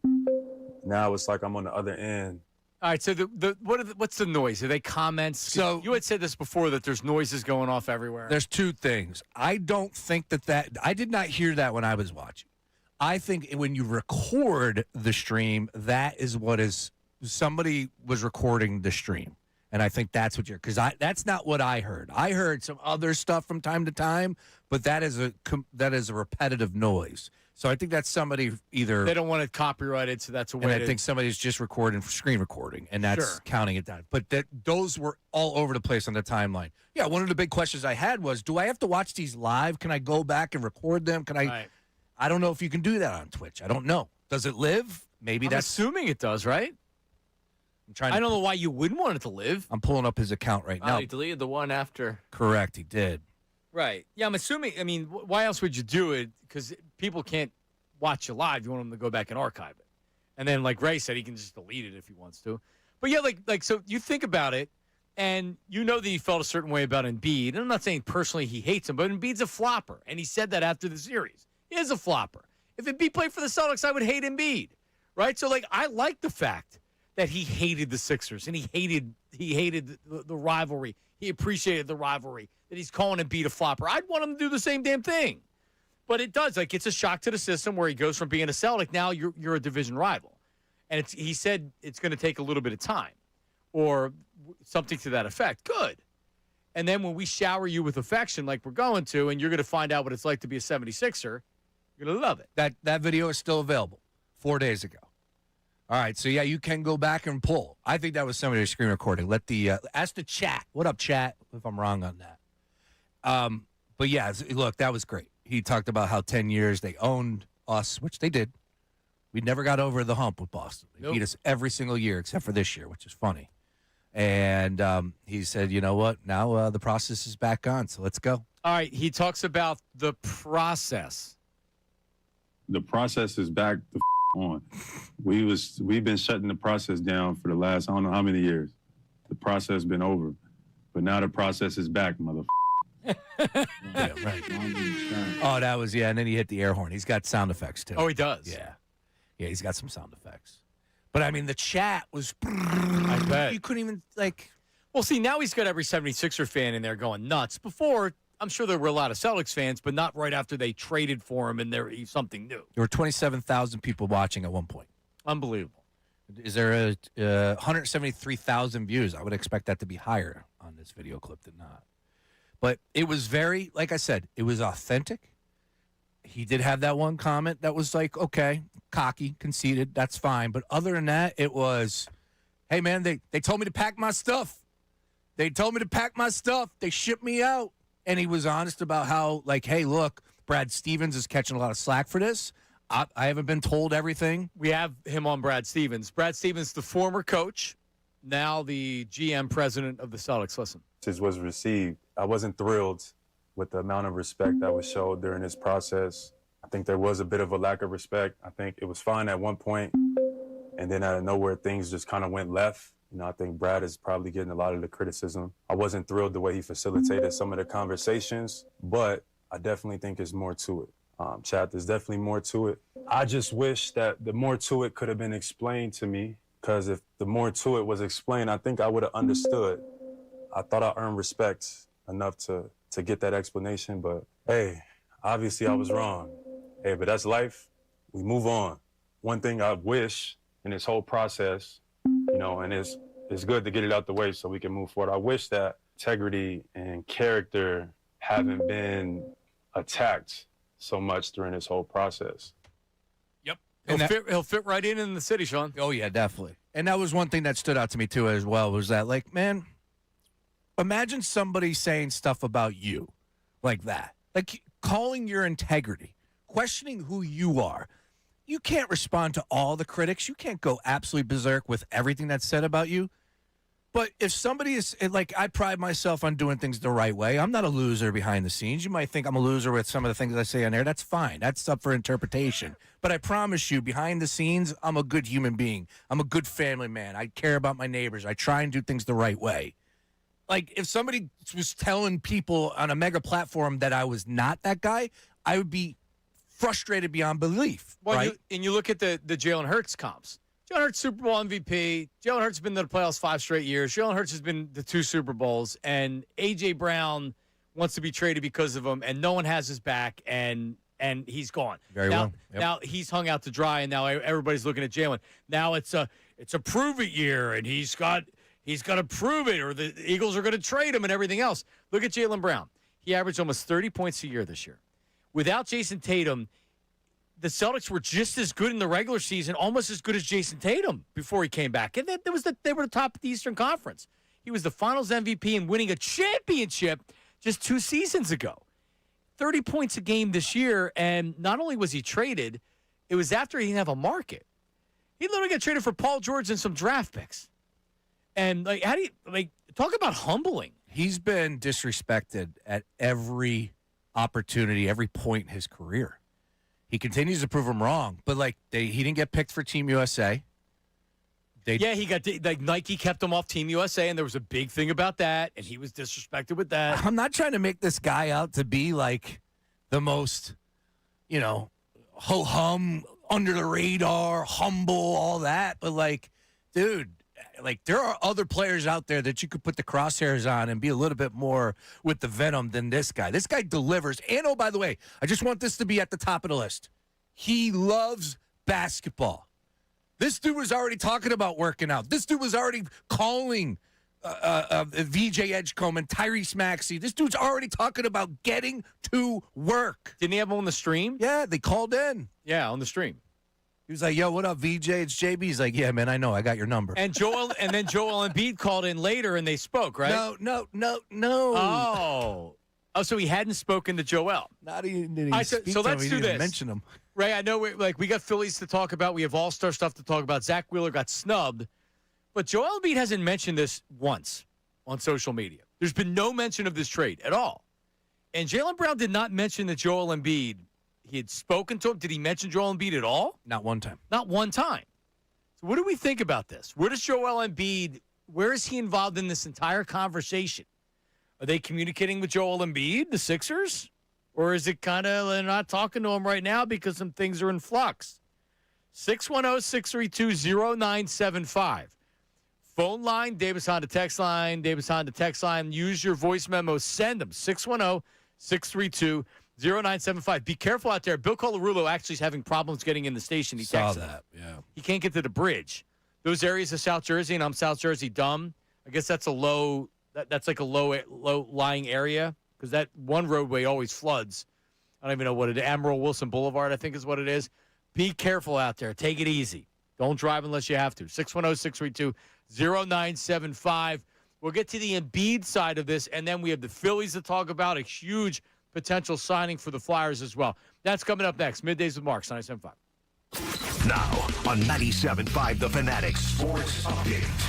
Plenty going on in the world of acquisitions. I'm Ray Dunn with this Fanatic Sports Update. It's brought to you by Morgan Medical. Losing your hair, wish you could do something medical. Trusted team at Morgan Medical, because where you go matters. 610-831-HAIR. The Sixers right now, a couple of guards picked up over the weekend. Anthony Simon signs a 2-year, $12 billion deal, and they signed guard Caleb Love to a two-way deal. But the big news with them, LeBron James might have some interest. Rich Paul, Max Kellerman, their podcast that came out on Saturday. Rich Paul, the agent of LeBron James, talking about Philadelphia as a destination. Philadelphia, everything changed. Do they have his attention, as Windhorst is reporting? How could you not have the attention when you have Maxey, Edgecombe, Brown, and Embiid? We'll keep you updated on LeBron watch. And it's not just the Sixers trying to make a big move. The Flyers extended a 5-year offer sheet worth $90 million to Leo Carlson of the Anaheim Ducks. It would cost them 4 first-round picks, but a big, big deal for this team trying to move into the contending window. They also have rumored interest in a Claude Giroux reunion. We'll keep you updated on both those stories.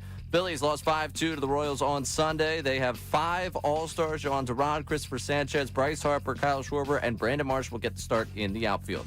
This update is also brought to you by Bank of America. Bank of America sponsors the FIFA World Cup 2026 dedicated offering solutions to help businesses meet their goals. BankofAmerica.com/game changers. I'm Ray Dunn for 97.5.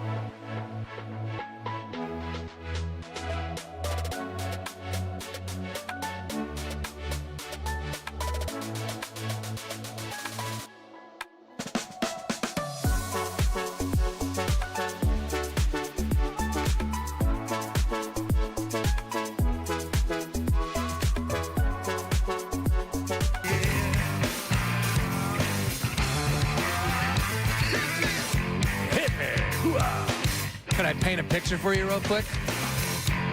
With, like the guy with the afro? What's his name? Bob. Bob something. I should have said it because I thought you would have known. Bob Painter. Bob Ross? I could have come up with it. Thank you. Is that what it is? Yeah. Bob Ross. Let me paint a picture for you, boys. You ready? All right. It's 2027. It's like April, let's go my birthday, 29th, because it happens every year. It is a playoff series that features the Philadelphia 76ers and the Boston Celtics. And you have Jason Tatum leading the charge for the Celtics and Jaylen Brown going head-to-head for the 76ers. And the boys are dueling. I'm talking 40, 45 a night, old school. Vince Carter, AI, that series. Just trading blows. 6-7 game series. Dude, Celtics, Sixers, we're back. We need to be opening up the season, John. That'd be something. We need to be on Christmas Day. That's a Christmas game. Sixers, Celtics, we are back. Yeah. Unbelievable. All right, Joel Embiid has not spoken to Jaylen Brown, according to Jaylen Brown, or Jaylen Brown hasn't mentioned his name, correct? It's fair. Have they spoken? I mean, I don't know. I don't think so. Jaylen Brown came out and said that he spoke with Tyrese and VJ. They called into the stream. He did. I don't know if that's because of Jaylen. I don't know if that's because of Joel. I don't know if it's because of both of them. I don't know if they've tried to coordinate. I don't know if they've spoken. It was Jaylen. He led the charge on both of those guys. Yep. I watched it. And they didn't know they were getting a phone call. What up, chat? Now, Jaylen Brown had said he called Joel Embiid a flopper after the series. And maybe there's some hard feelings from that with Joel. I don't know. By the way, Joel's also a loner. So I don't know how much contact he has with I don't know. Like, doesn't seem like he's not on social media a lot, Joel. Here's his tweets. He's not the guy that when something happens with the Sixers, he didn't tweet out after they traded for Jaylen Brown, LFG, let's effing go. Because he did that on the 21st of April. I guess that's after they won. No, that wouldn't have been. Because that was in May. So I'm going to read his most recent tweets. Okay. April 1st. Must be April Fool's joke. Played against Miami in the same conditions, and I'm planning to play tonight. # sweat it out. So that was when they after he didn't show up for the team activity, they said, you're not playing. Oh, yes. He didn't delete that. Yep. Later that day, I guess they won't let me play basketball. And then everybody told me, you hater. It's an April Fool's joke. Nope. Sixers wouldn't let him play. 20 days goes, and you get an LFG. Is that the beginning of the series? Probably when they won the game in Boston, if I had to guess. I don't think so, because the next tweet is from May 2nd. Round 1, check mark. Boston, please be classy, my friends. I still love and respect you. And then there's a picture of Joel wearing headphones with sunglasses on. Then there's a picture of Embiid walking in the tunnel with his back. And then there's a picture of Tatum with Embiid in the background. And then there's a picture of Embiid being announced right there. Nice. April 21st was game 2 of Celtics. So, yeah, they took that game. Okay. All right. Did he play? No. When did he come back? Game 3? He came back game 4. Okay. May 19th. Come on, almost there. What's that? That wouldn't have been anything but the series. Oh, no, it would have been the Knicks. No, yeah, but he is. All right, so was that series? So May 19th, he tweets, come on, almost there. Okay. I mean, you could take that a million different ways. No, it's not I don't think it's a Sixer, because then he says later on, it's been a long time coming, proud to be a Gooner. Yeah, it's about Arsenal. Arsenal. Okay. Yep. Soccer. And then doesn't tweet until June 7th. Monaco needs to go. A lot of times he's tweeting about soccer. That's F1. Monaco needs to go? Yes. Because it's literally a race that it's so small, I believe. Let's get deep. You ready? I'm going to piss off somebody with my lack of F1 knowledge. Monaco is a beautiful place, really expensive, a lot of people, a lot of rich people there. It's just a lap. So if you have the pole position, nobody loses. So it's got to go. They're trying to get rid of it. Anyways, that was a little deep. F1 talk here on Middays with Mark. 6 days ago, Vamos Brazil. Vamos! World Cup, I'm guessing. And they got eliminated. He was there. 2 days ago, La Tour de France is here. Can't wait to see Poggi win again. Vinegard looking strong too. Hopefully he's not gonna wheel suck like always. LMAO. This guy does it all. Just kidding. Laughing emoji, hashtag TDF 2026. And then a bike emoji. The Tour de France, F1, soccer. I love JoJo. Lay Tour de France. Oh, excuse me. All right, so wait. So is that not how you pronounce it? No, I'm just pointing out the lay at the beginning. Isn't that how you normally would pronounce it? Or no?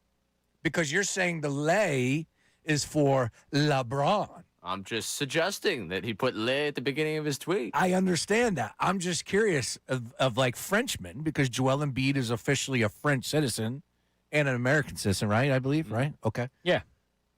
Do French people pronounce the Tour de France like La Tour de France? I'm assuming so. Right? Because everybody was going nuts. I don't speak French, though. I took Spanish in high school, so good luck. I did, too, but I took 1 year of French in middle school. Parlez-vous français? Ooh. Parlez-vous espagnol? Oui, oui. Parlez-vous anglais? Ah. My French, I took like a semester of French, and she said I rolled my tongue really well. She did. My French teacher said that when I was a sophomore in high school, that, Sean, you roll your tongue really well. There you go. Now, that wasn't anything. It was. That's what I was just trying to figure out how old you were and if that's, because you can't do that. Well, back in the 90s, John. No, that's what I'm saying. I just needed to process that for a second. All right, so do we make anything of the Embiid silence on Jaylen Brown? Because if we're being fair, he very rarely tweets about anything. Like the end of the Celtics series, he did. You would think, as being a former MVP, they fired Morey. He didn't like Morey at the end, so he's got to be happy about that. But also, Bob Myers and Gansey haven't necessarily kissed his ass. I don't know where he is with the 76ers. I don't know if they've spoken. They said they were going to speak with him. Doesn't mean they did. Doesn't mean the conversation was a good one. I don't know. I really don't. But he hasn't tweeted about Jaylen Brown. He hasn't said anything about Jaylen Brown, and Jaylen Brown said nothing about him. So is he going to be back? So here's what I'll say before that. If LeBron's going to come to Philly, based on Rich Paul's whiteboard, the Sixers probably know LeBron wants Embiid here, and they ain't going to trade him if LeBron comes. Remember last week we were actually saying, does LeBron want him here? Do we agree that he probably wants him here? Oh, yeah. It was on the whiteboard for Rich Paul. Yeah. He's a huge talent, and you can understand why LeBron would want him here. Yeah. If LeBron does not come to Philadelphia, do the 76ers want him here, and what are the chances that they look to move him? I don't know. I mean, I felt like this last week, and I feel like it right now. If there's a deal to be made to shed yourself from that contract, they know that going forward, this isn't the cultural fit that they want. They don't want the guy that you don't know if he's going to be at shoot-around, you don't know if he's going to be in team activities, you don't know if he's going to play back-to-backs. I'm sure the Sixers would like to move on from that. Bob Myers doesn't look at Joel Embiid and say, well, that's a former MVP. Like, you don't get rid of talent like that. Bob Myers says, I won 4 championships in Golden State. I'm the freaking guy, not him. I mean, again, like, we have a 4-time NBA champion here. So I also know the way the 76ers have spoken about Embiid, which has been no ass-kissing at all, and really, like, hey, he's going to show up for training camp in shape. He can't get in shape in training camp. We'll talk about the back-to-back stuff or whatever. It just feels like, to me, still I think the most logical thing or the most likely scenario is he's back. Who knows, though? Right? Like, do they look at it like they need to have Embiid this year? I don't know what the market is for him out there, Sean. Well, I would just say this. One man's take here, yeah, I think there is something to the silence, right? The fact that we haven't heard from Joel Embiid. So you think there's something to it? I do, on a number of fronts. It could be something as easy as what you just pointed out. Hey, man, look, it's no longer my team. He knows that. You got front office executives hopping on the airwaves with Middays with Marks and them saying he's ours right now. Like, he's a ego. He wants to be coddled. He wants to be things said about him the right way. But yeah, I'm not going to sit here and say like the silence is deafening. I'm not going to go that route. But I also want to say that, like, okay, the beginning of the year officially is today at 12:01 p.m. Now, has that held Joel Embiid back from saying some dumb things time to time? Maybe, maybe not. But I would expect to hear from Joel Embiid. I thought I would have. He is with the Sixers. Like, dude, you just landed Jaylen Brown. You mean to tell me that's not worth a tweet, an Instagram post? Like, dude, welcome to the city. Can't wait to get to work. I didn't check his Instagram. Is he active on Instagram? Yeah, he posted a picture of him and the family at the Brazil game. Oh, okay. I'd be curious to hear whether or not Ray agrees with me or not, because to me, like I said, I'm not going to make a mountain out of a molehill going, the silence is deafening. No. But I thought JoJo would have posted something by now. The fact that Jaylen Brown is with your team, and you got to feel pretty damn good about that. Yeah, I think that's a great way of putting it. It's not deafening because he's not active on social media, and typically when he does it, it's not involving basketball. Correct. It's like if you go down and you look at his art, I mean, he literally probably does like 12 tweets a year, and a lot of it, like there was a bunch of crypto tweets that he had sponsored for Crypto.com. What, he got hacked? That are still up there. No, not like Derek Gunn or whoever the other people are. He was promoting crypto. No, poor D Gunn, I think, at his. Anyway. Get yours.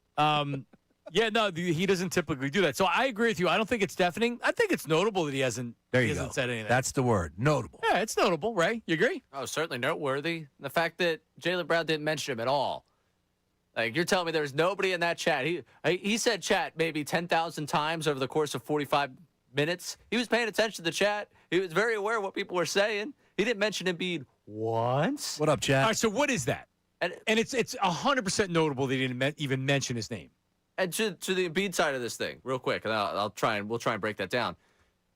Do you think maybe he feels a little certain type of way?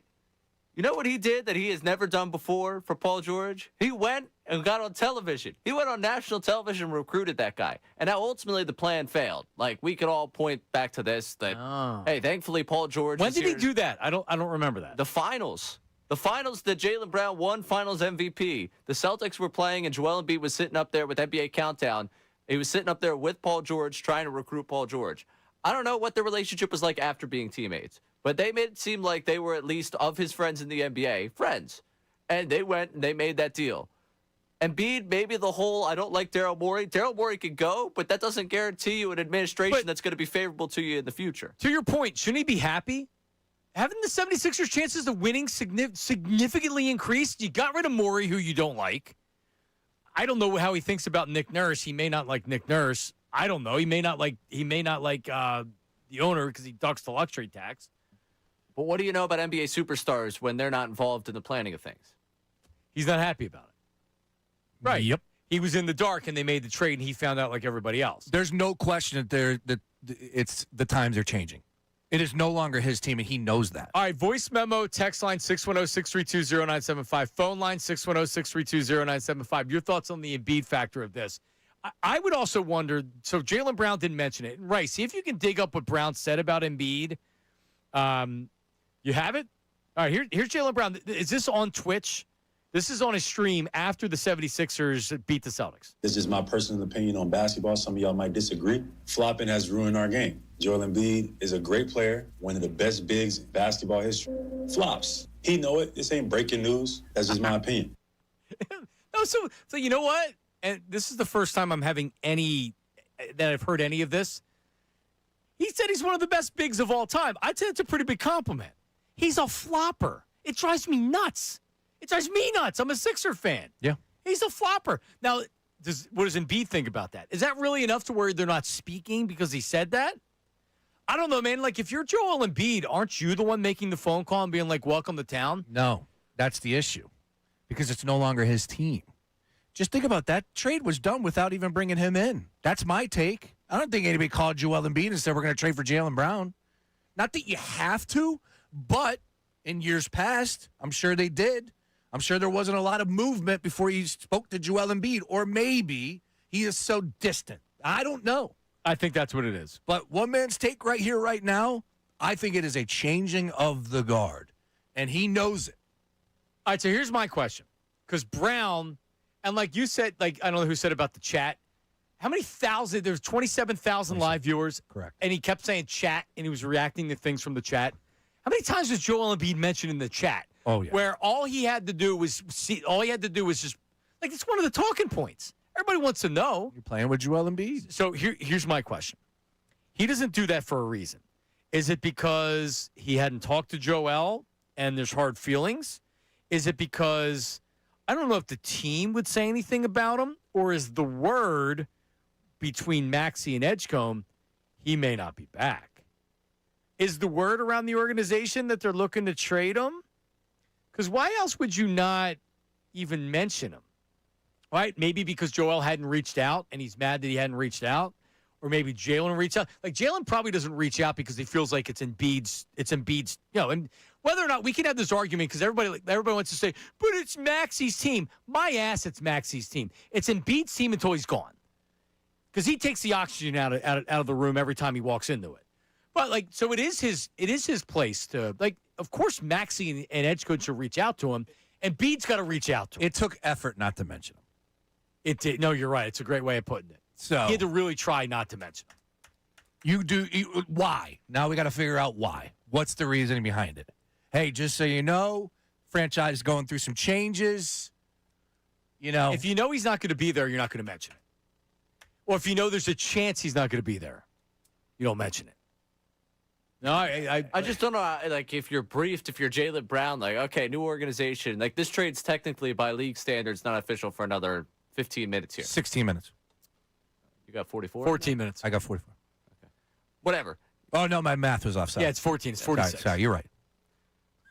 Point notwithstanding, when we're looking at the timing of this, I've been counting it down. I don't know if there's like a game to be like, hey, man, so by the way, VJ and Max are 2 points of contact right now. It'll all make sense later. I don't know if that's like something that would go down. See, the streaming already a problem, already an issue. Or it's just, these are two guys that the last time we saw the two of them on the floor together, they were drawing back and forth, going back and forth with one another. He said he needs to reprogram his brain.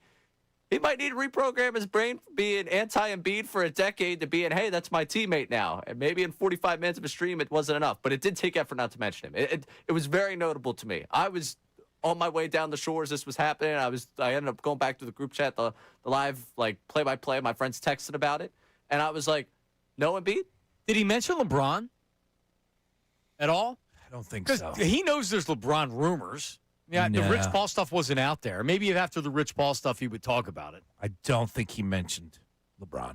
He didn't even mention Tatum. Yeah, well, I think there's hard feelings. Oh, definitely. But that was him going, Brad Stevens is getting all the slack for this trade, but there is some other stuff that we had. We played the cut. And the owner. Maybe. Yeah. And he said, I wish I was privy to all the information, too. Right. They're holding things back. Right. But it took effort not to mention Joel Embiid. When you think about the 76ers in your Jaylen Brown's perspective, you've been battling with this franchise for the 10-plus years you've been in the league.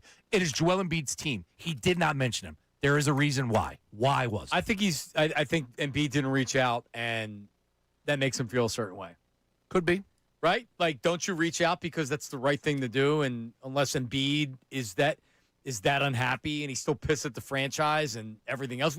Remember Embiid, it's like, oh, well, this is the exit interview with the media, and hurry up because I got to put my kid to bed. Don't even bring that up, John. I forgot about that. Good grief. That's the last we heard of Joel Embiid. Yep. So after they got swept by the Knicks. Let me ask you this question because this was asked to me over the weekend. Isn't it now, because we were all gung-ho, we hit the reset button, time to move them, you got to do what you got to do. Do you still feel that same way? Yeah, of course. Well, after LeBron makes his decision. Well, you can't do that to LeBron. But also, like, the Jaylen Brown stuff does make it more interesting with Embiid. Because now you're not relying on Embiid as much. And, the talent's there, without a doubt. It's just, now, does he work even less with what the Sixers are trying to do? Because does he take a back seat on what you're trying to do offensively? Jaylen Brown's going to want to score and shoot. And he's going to want the ball in his hands. Edgecombe and Maxey, I worry a little bit about Maxey deferring to Jaylen Brown or like not being the player that we saw him be last year. And I'm good with it because he needs that. Oh, yeah. But Embiid's got to get his however many shots a game. I mean, Jesus. He's going to score close to 30 a game or 30 a game. He's going to, between the free throws and everything else, he's going to shoot the ball 20 times a game. I won't lie. I know where I was a month ago saying I'm done. I want everything new. It's time for Gansey to take the keys to the castle and run with this thing. But now when you start to look at it and putting LeBron to the side, just focusing on what we have, you just look at depth. You need depth. You need a full roster and then some to win a championship. So, but you can't ignore the fact of the culture and what Embiid has been to this franchise over the last few years, whether it's a distraction to the point that you lost games because of it or whatever. Bottom line is Bob Myers, there's a new sheriff in town. And it's clear that he saw a way to get rid of Paul George and Gansey included, but Bob Myers was here before Gansey for the full year. And he knows whether or not Joel Embiid is an issue behind the scenes. I mean, again, like Well, he a is. four-time NBA champion. He is. If you're trying to build culture, I don't know if you can do that with a 12, 13-year vet in Joel Embiid. Listen to Gansey's answer with us. Well, he's here right now. Correct. Or he's ours right now is what he said. That's not a – you could very easily say like, oh, yeah, Joel Embiid, absolutely. Like they didn't even do that. He said he was going to go fly and see him the next week, which that was 2 weeks ago. May or may not have happened. Ooh. Who knows if they actually spoke? Who knows what the conversation was like? Joel might be like, F you guys. Who knows? I don't know. Pretty interesting. Oh, yeah, definitely. Definitely interesting. Bretta Petrilli, the co-founder of Club Hertz. Oh, we got Club Hertz update coming up this week, too. Big one. We do? Oh, yeah. He's pledging to shave my back for a year if LeBron comes to Philly. Got a winner. Like, that's something, right? That's good. No one wants to shave my back other than my daughters who fight to do it. Right. I wouldn't want to take that opportunity away from your daughters. Right. Yeah. They seem very jazzed about it, so I would prefer not to take that out. Yeah, like you're supposed to pledge to something humiliating or something that you wouldn't normally do. That's what I'm trying to get through to you. I'm not telling you I have a good suggestion right now. I'm still considering it. But you need to come up with a better suggestion for what you would do other than just creating LeBron content. How about, eat a cheesesteak every day. Eat a cheesesteak every day. Eat only cheesesteaks for your meals for a month. Like not a full NBA season. The supersize it thing where the guy ate just McDonald's for every meal. The only meal you can eat is a cheesesteak for a month. Ray's like, I'll change my profile picture to LeBron.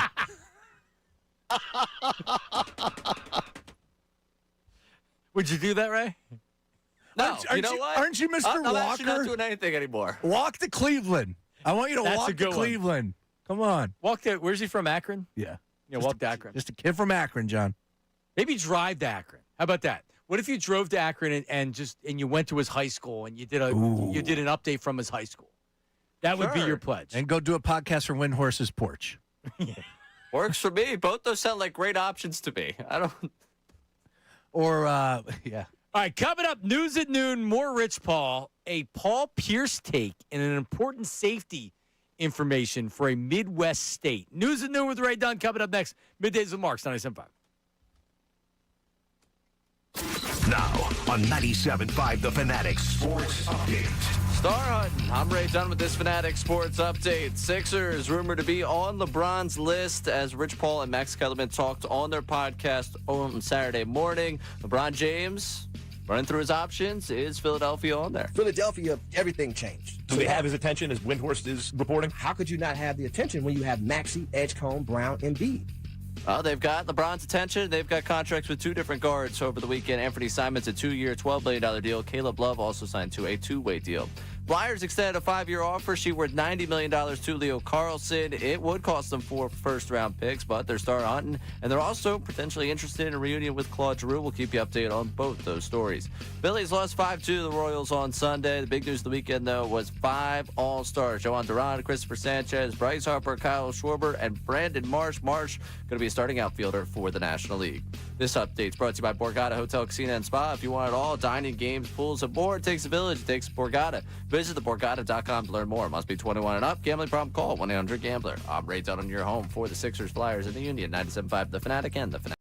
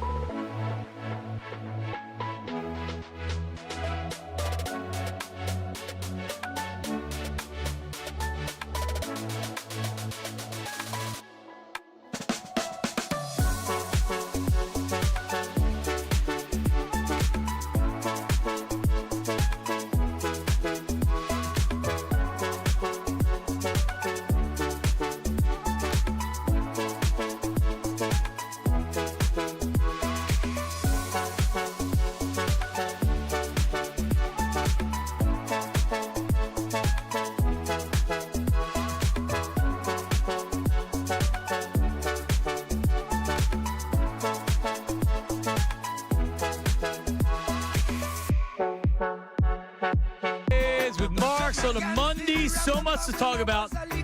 So, Sean, I said this before. I need to talk about the Flyers because they've just made somebody the highest paid player in the league. Now, he may not be with the Flyers, but just by putting that offer sheet means that the Ducks, if they match it, he's going to be the highest paid player in the league, right? The Flyers, like our Flyers. Philadelphia Flyers. How about Leo that? Carlson signed to an offer sheet. All they have to do is pay him $18 million a year and give up 4 first-round draft picks. Leo, not a lot.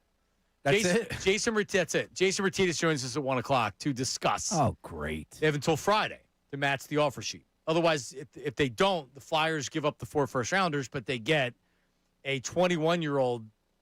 I mean, I'm not going to tell you I knew a lot about Leo before this all happened. Sean, you know me. Yeah. But he seems like he's pretty good.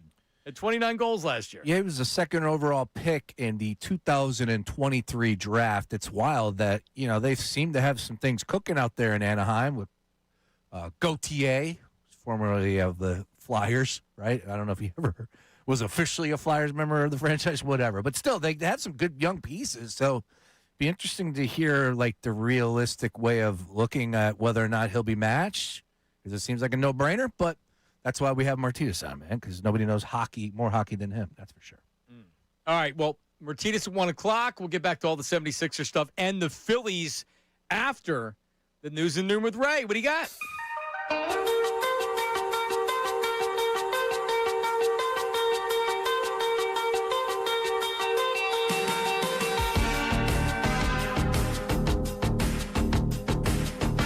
Strong. Welcome to Ray's life. There's no turning back. Mad Dog's losing his mind. And Big Skip bears with another take. Phillies blow a lead. Sixers spark the beat. Somebody's got a podcast with another terrible take. Everybody wants the news at you. With Ray Dunn. All right, we're going to start out with Rich Paul, since we've been talking Rich Paul already today. Obviously, the big conversation for us was what he had to say about LeBron James and the Sixers. But Rich Paul's former client, Ben Simmons, been in the news. A week ago, we were debating the merits of bringing him back, which just shows you how quickly things can change in a town. Thank you, Jaylen Brown, for that. Rich Paul shared his advice to Ben Simmons and offered maybe a little bit of a lifeline in terms of a return for Simmons. I remember having a conversation, me and Ben talking. You got so much left in the tank, bro. And by the way, if you just become a pick and roll 5 at the end of games, because you're able to, your playmaking ability makes you a different rolling big. You see so many rolling bigs with low IQ.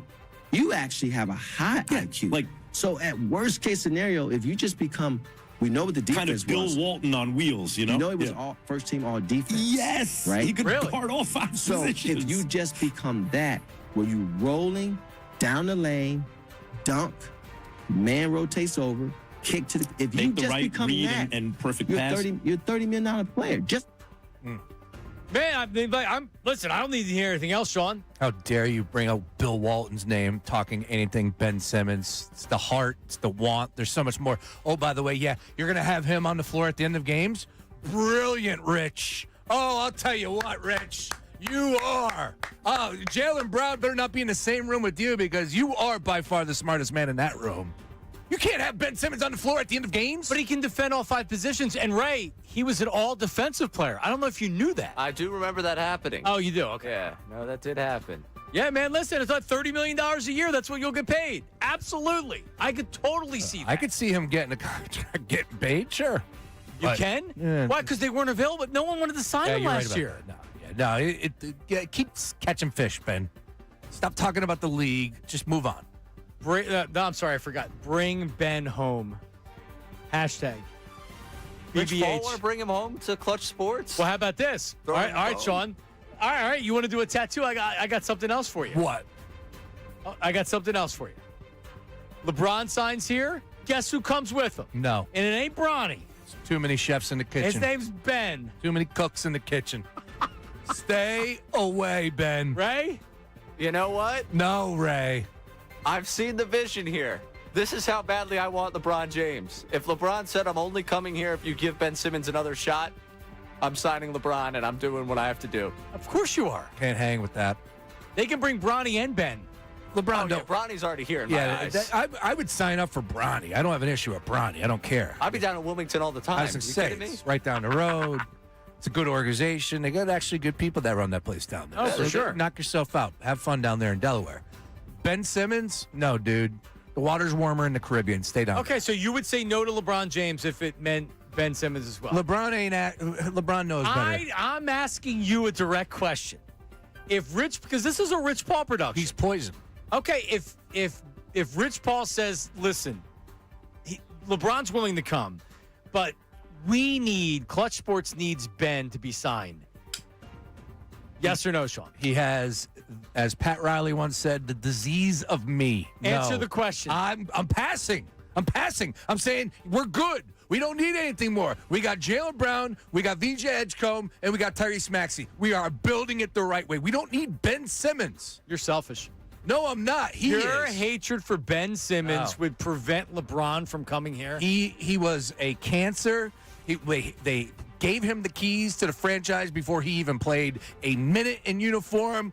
People have just making excuse after excuse for this guy. Right, and now he can sit on the bench. Want nothing to do with Ben Simmons. And I would say, for bringing LeBron to Philly, man. All right. All right, moving on. Paul Pierce. I know you guys have been dying to hear what Paul Pierce had to say about Jaylen Brown and the trade. I heard it. Oh, did you? I heard it. Well, let's take a listen to it. You know, I don't know what happened behind the scenes. You're only a little disappointed. I'm shocked. Well, I saw. Well, once the writing comes on the wall, you kind of you know what's going to happen. So you're able to digest it. Yeah. It's like if you have a family member who's dying, and it's like when they die, you saw it coming. It sucks, but and like when it happens, it's like out of the blue. It's different. That was about 20 seconds from a longer minute 30 answer where Paul Pierce does not at all seem bothered by Jaylen Brown being a 76er. Nope. What does he care? But he's right. Anybody that after they tried to train him for Giannis, and it's just not that. If you follow the NBA closely enough, and I pay attention to Boston media, this has been talked about. There's been a lot of rumors, and it's been pretty well known that they were choosing Tatum and Mazzulla over Jaylen Brown, and they did. And once the Giannis thing didn't happen, the only thing that surprises me is they got what they got for Jaylen Brown, which was a bad contract and some draft picks. Yeah, essentially the word was that they were trying to move him. They were going to attach a first-round pick to anybody that would take Paul George. And then all of a sudden you know what? Here's Jaylen Brown. Wait, what? Yeah, nobody can believe it. Celtics fans are in their feelings and then some. It's insanity that this deal went down. And a lot of us are still waiting like, okay, what else? There's something else. What shoe's going to drop now? You know, I checked in on Friday to the afternoon show, and I guess Thursday. I guess the reason no one got back to me on Tony Maz is they were off on Thursday. But the subs were ranking worst trades in Boston history. And it's not number one, but they were talking about it in the top 5. Number 1, Babe Ruth. Babe Ruth. Yeah, It's tough to beat that. Yeah. But it's up there. It's up there. Yeah, it is. If we get not even half, a quarter of what the Yankees got out of Babe Ruth. How good was Babe Ruth, Ray? The greatest deal ever. I mean, what good. did Babe Ruth actually do? Drank a lot of beer, ate hot dogs. Hot dogs, yes. And smoked dingers. And he did it on beer and hot dogs. That's unlike right. Barry Bonds. Against plumbers. Yeah, no, I kid. In 1920, he had 54 bombs, 21, 59. He went 35, 41, 46, 25, 47. And 27, when he was 32 years old, he had 60. He went 54, Had to 46, be on 40. testosterone. Yeah, he was doing it all. It was the Balco deal. They juiced the ball, too, that year, yep. It was gummies. Babe was eating the gummies. Greenies. The greenies. Yep. Speaking of balls. Yeah. LeVar. Yeah, what is this? He did a podcast with all the Ball brothers. But like, why? Wait, is this a new thing? Because I saw it on whatever blog, and it's like, hold on, they haven't. Is this a new show, or is this the first time I've heard of it for good reason? No, I think this is the first run of it. Oh, I don't know awesome. if you realize Lonzo's not too busy, LeAngelo's not too busy, and LeVar is freshly divorced, looking for something. Oh, are they to do. divorced? Yes, that came down about a week or two ago. Big surprise. Yeah. And LeVar has time on his hands. I thought he was really busy too. Well, he's trying to get all the Ball brothers on the same team. I don't know if you heard about that one, but he's trying again. This was the best thing that came out of it, though, and this is a safety announcement to all the good people in Minnesota. Rob in Minnesota, I'm thinking of you specifically while I'm playing this right here. You are marked safe from the LaMelo Ball driving. So what kind of whips we rolling these days, man? I know, Melo, you got like 12 cars, man. Which one you rolling in these days? Watch out. Sprinter. He said, watch out. Got a driver. Oh, you got a driver? They say you was too busy running into folks, man. Making jokes about him getting in car accidents, but don't worry, LaMelo now has a driver. The first thing the Timberwolves did was ensure that man only drives in the paint. Now, when he's driving, is he wearing? Remember LeVar came out with the shoe. Do you remember the shoe? Oh yeah. Oh yeah. Oh, do I? The name? You remember? The name of the shoe? Yeah. Remember, it was a whole brand, and Oh, it was the box. Yeah. They must have lost millions off of that. They had the slides. I don't know. Oh, they didn't make any money off that. Are you crazy? All of them stopped wearing it. Yeah, but They blamed Lonzo's ankle problems on it. yeah, not even the shoe, but the big baller brand. Big baller brand. Yeah, so I don't know. He wears Pumas now. What was the name of the shoe? No, it was Big Baller brand. Oh, okay. The MB 01, 02, 03, and 04. I always knew LaMelo was going to be a problem in the NBA. I just knew it because of how he was able to shoot it and like Steph and somewhat. I was actually a Lonzo guy coming out of college, right? Kansas? Was he at Kansas? I don't even know. UCLA? UCLA, that's what it was. My bad. Which one? Lonzo was a point guard at UCLA, and he was nasty. He was special. I like him. With passing. So Before he got hurt, he was a good player. he had an ugly shot, though. He was like Very Andre ugly Miller. As a comp, he wasn't super athletic. Yeah. He was really a true point guard. He was a good player. Yeah, he was special at passing. He was the a ball. good player, and then once the knee happened, he's cooked. And He's he bone can't- on bone. He can't shoot. No, Yeah, yeah, that- no, he was that- never a shooter. Yeah, but LaMelo is a hell of a shooter, and I am not a LaMelo fan, but it is intriguing. You're going to have him and Ant up there, and it's a pretty good team, and no one is believing in it. We talked about this, so everybody's on one side. That's just going to be a bad matchup. Well, watch. It will work, and they'll end up winning the West. Who knows? As long as he's not driving, though, because he does have an issue. He is very immature behind the wheel. You know, he hasn't been held accountable. He ran over a kid's foot leaving. Spent every time. There's video, like literally, you know how people are waiting out of into the parking lot at Citizens Bank Park, the fans. Yeah. You get a low glance, people pulling out of He ran over his foot. And not only that, like every single time he pulls out, he's burning out, lighting them up. It's like, dude, relax. You're in the middle of Charlotte. The Big Baller brand received an F rating from the Better Business Bureau due to numerous complaints regarding poor customer service and delayed deliveries. I'm shocked. Yeah, they lost some money and had a bunch of lawsuits. Big Baller brand. But LeVar, you remember in the Hay game, we had LeVar on a couple times. LeVar never turned down an opportunity to He speak. did not. You got him on right now. And I'm sad that he's back. I believe that's one of Salciunas' earliest biggest successes. LeVar? Where he was able to get the LeVar number. He booked LeVar? LeVar, yeah. Oh, who doesn't want LeVar? I mean, at the time. Remember he beat Jordan one-on-one? Isn't that Oh, what he yeah. claimed? Never lost. Yeah. What did he say to the one blondie from Fox Sports? I don't want to hear from you unless I'm making something for food. Remember that? He was on Cowherd's show? Yeah. Whitlock put you in your place. All right. Yeah, he was good. He was good. All right, Phillies split their first. So it's a weird series because they were off on Friday, right? Yeah, it was a little weird. And then it was Saturday, Sunday, and then today's the game, yeah. Yeah, so it's the third game of the series. They split the first two. Luzardo good on Saturday night. Nola good last night. Went 7 innings and only gave up 3 runs. No walks. Got That's swings and right. misses. Ray. The innings eater is back. Hey, so listen. At least give me that I'm fair with Nola, and I've been less worried about acquiring the starter than most people, right? Nola's fine. You don't. I mean, for the most part. As long as he gives you the quality in All-Star. He was really good outside early yesterday. Lowell was fine. 7 innings, 3 runs, seven strikeouts, no walks. Phillies lose. Back at it today with Chris Sanchez. The big story from the weekend is the All-Star. And they were in Philadelphia for the announcement. Incredible. Who was it? Was it Chris Myers or was it? Yeah, it was Chris Myers and Dontrell Willis. It was. I'm like they were outside of Independence Mall, across from right near the Liberty Bell. It was pretty cool. Dude, Fox, they hang on to you, that's for sure. You get in with Fox. Chris Myers must have some pictures or something. I don't know what's going on. Not too many outlets will hang on to you that long. He's the worst. Actually, give him some credit on that. Yep. Anyway, Sanchez, no surprise. Schwarber, no surprise. Duran, no surprise. Brandon Marsh is your lone starter. Congratulations to Marshy. He keeps hitting home runs. Still doing it. Bryce Harper makes the All-Star game via the Legends pick by Rob Manfred, the commissioner. Now, what did that mean? It means the commissioner gets to pick somebody because the commissioner gets to pick somebody. Understood. But does that mean that he was not getting in without that? Correct. Ouch. Well, he might have made it as a replacement if guys ended up bowing out or something. That's not good. We don't. But, I mean, here's the thing. Here's why it doesn't bother me. Because I even saw Phillies fans on social media saying, like, oh, he had to have the commissioner get him in.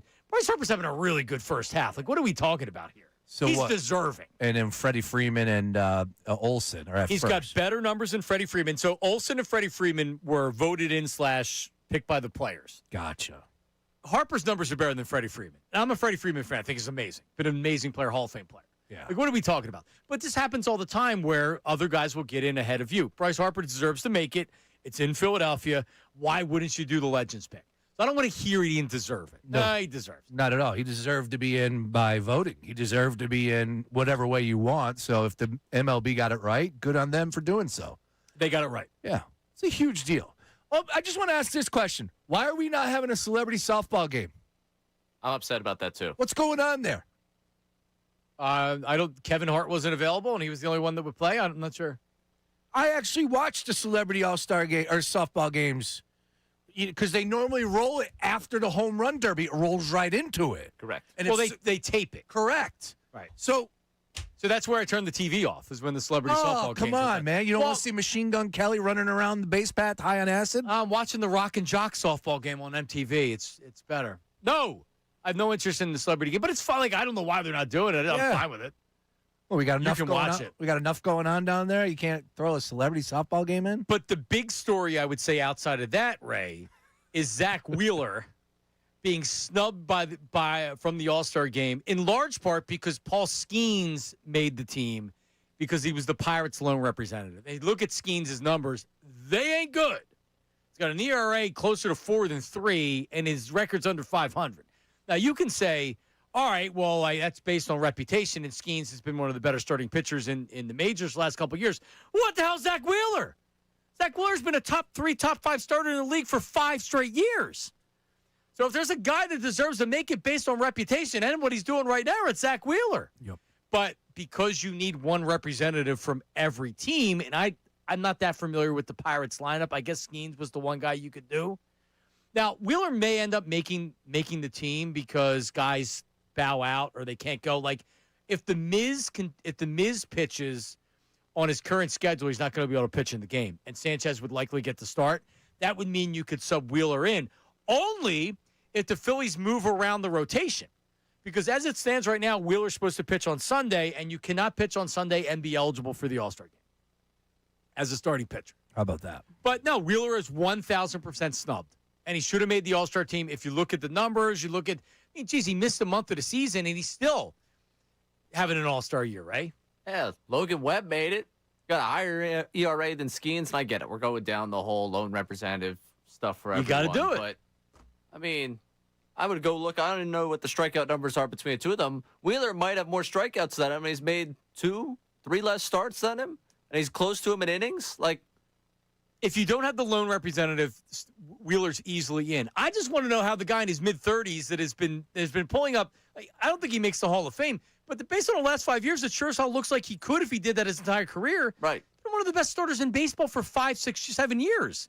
and he doesn't get the benefit of the doubt? Like, give me a break. Wheeler is absolutely going to be this generation's, like in 20 years, we're sitting here like, oh, you just don't get it. This guy didn't get his due in his time. He was really good. There'll be some veterans committee that makes the push for him, I'm sure, at some point, because anyone that's played against him or watched him now at this point understands just how good he is, and yet somehow he gets continually left out of any accolade that he deserves. Yep. So, I mean, hopefully he gets in. I don't know if the Phillies are going to move around his start to do it, because the Brewers sound like they're not going to move the Miz's start. He's going to pitch Tuesday, Sunday, which would make him ineligible to start in the game, which would be great for Sanchez. And the Miz even talked about how that would be really cool if Sanchez started in front of the home crowd. He also is praying for a rain out so he doesn't have to pitch on Sunday, so he can actually start in the All-Star game. How do the Brewers not move around the rotation so he can do it? Sanchez on the mound today, minus 205, taking on the Royals. Correct. How about that? Big favorites. So Wheeler got screwed. And it's not cool, man. He deserves it. So hopefully, I hope they make him an All-Star even if he can't pitch, because he deserves it. Oh, yeah. I agree. Well, there you go. One more thing. Bryce Harper wants to be in the home run derby only if he can find a pitcher. I don't think his dad can do it because he hasn't thrown since the last time he was in the home run derby. All right. I need Bryce Harper in the home run derby. Ray, you agree? Yeah. Him and Schwarber. Yep. Schwarber said he'd do it unless his back is acting up. I know about a bad back. I also know about pitching. That's what I'm saying. You need me in there? Could you groove? Because you know where you need to throw for Schwarber?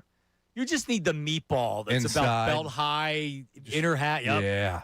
And he clubs him. Harper, more of extension, little out over the plate, I would say on the outside, but I would fall in line with what he wants. Yeah, Bryce, where we need it. Yeah. I could just, boom, hit the Larry spot. Boa do it? Boa throws, he's been known to throw batting practice. Bryce said that he's not doing it unless he has a pitcher that can do it. And I don't know, I didn't hear anything other than that. Well, he's on a major league franchise. I would hope they have somebody there that can help him out. Maybe they didn't have a left-handed guy to throw BP to them. That's why true. they struggled against lefties to start the season. So I tell you what. Yeah, you hope, but this franchise, you never know. This place. Coming up. All right, we're getting back into the LeBron stuff. What would you do? What would you pledge for LeBron James to come to the 76ers? We have a lot of voice memos on what's going on with the Sixers and LeBron James and Jaylen Brown and everything else. That's coming up next. Middays with Marks, 97.5 The Fanatic. Now on 97.5 The Fanatic Sports Update. Star hunting. I'm Ray Dunn with this Fanatic Sports Update, and that's the story for the two winter teams in town. The 76ers and Flyers both making a look moves right now in their offseason. For the Sixers, the big story with them right now, the interest that LeBron James may have in being a 76er. Rich Paul on his podcast with Max Kellerman talking about the interest in the Sixers. Philadelphia, everything changed. Do they have his attention, as Windhorst is reporting? How could you not have the attention when you have Maxey, Edgecombe, Brown, and Embiid?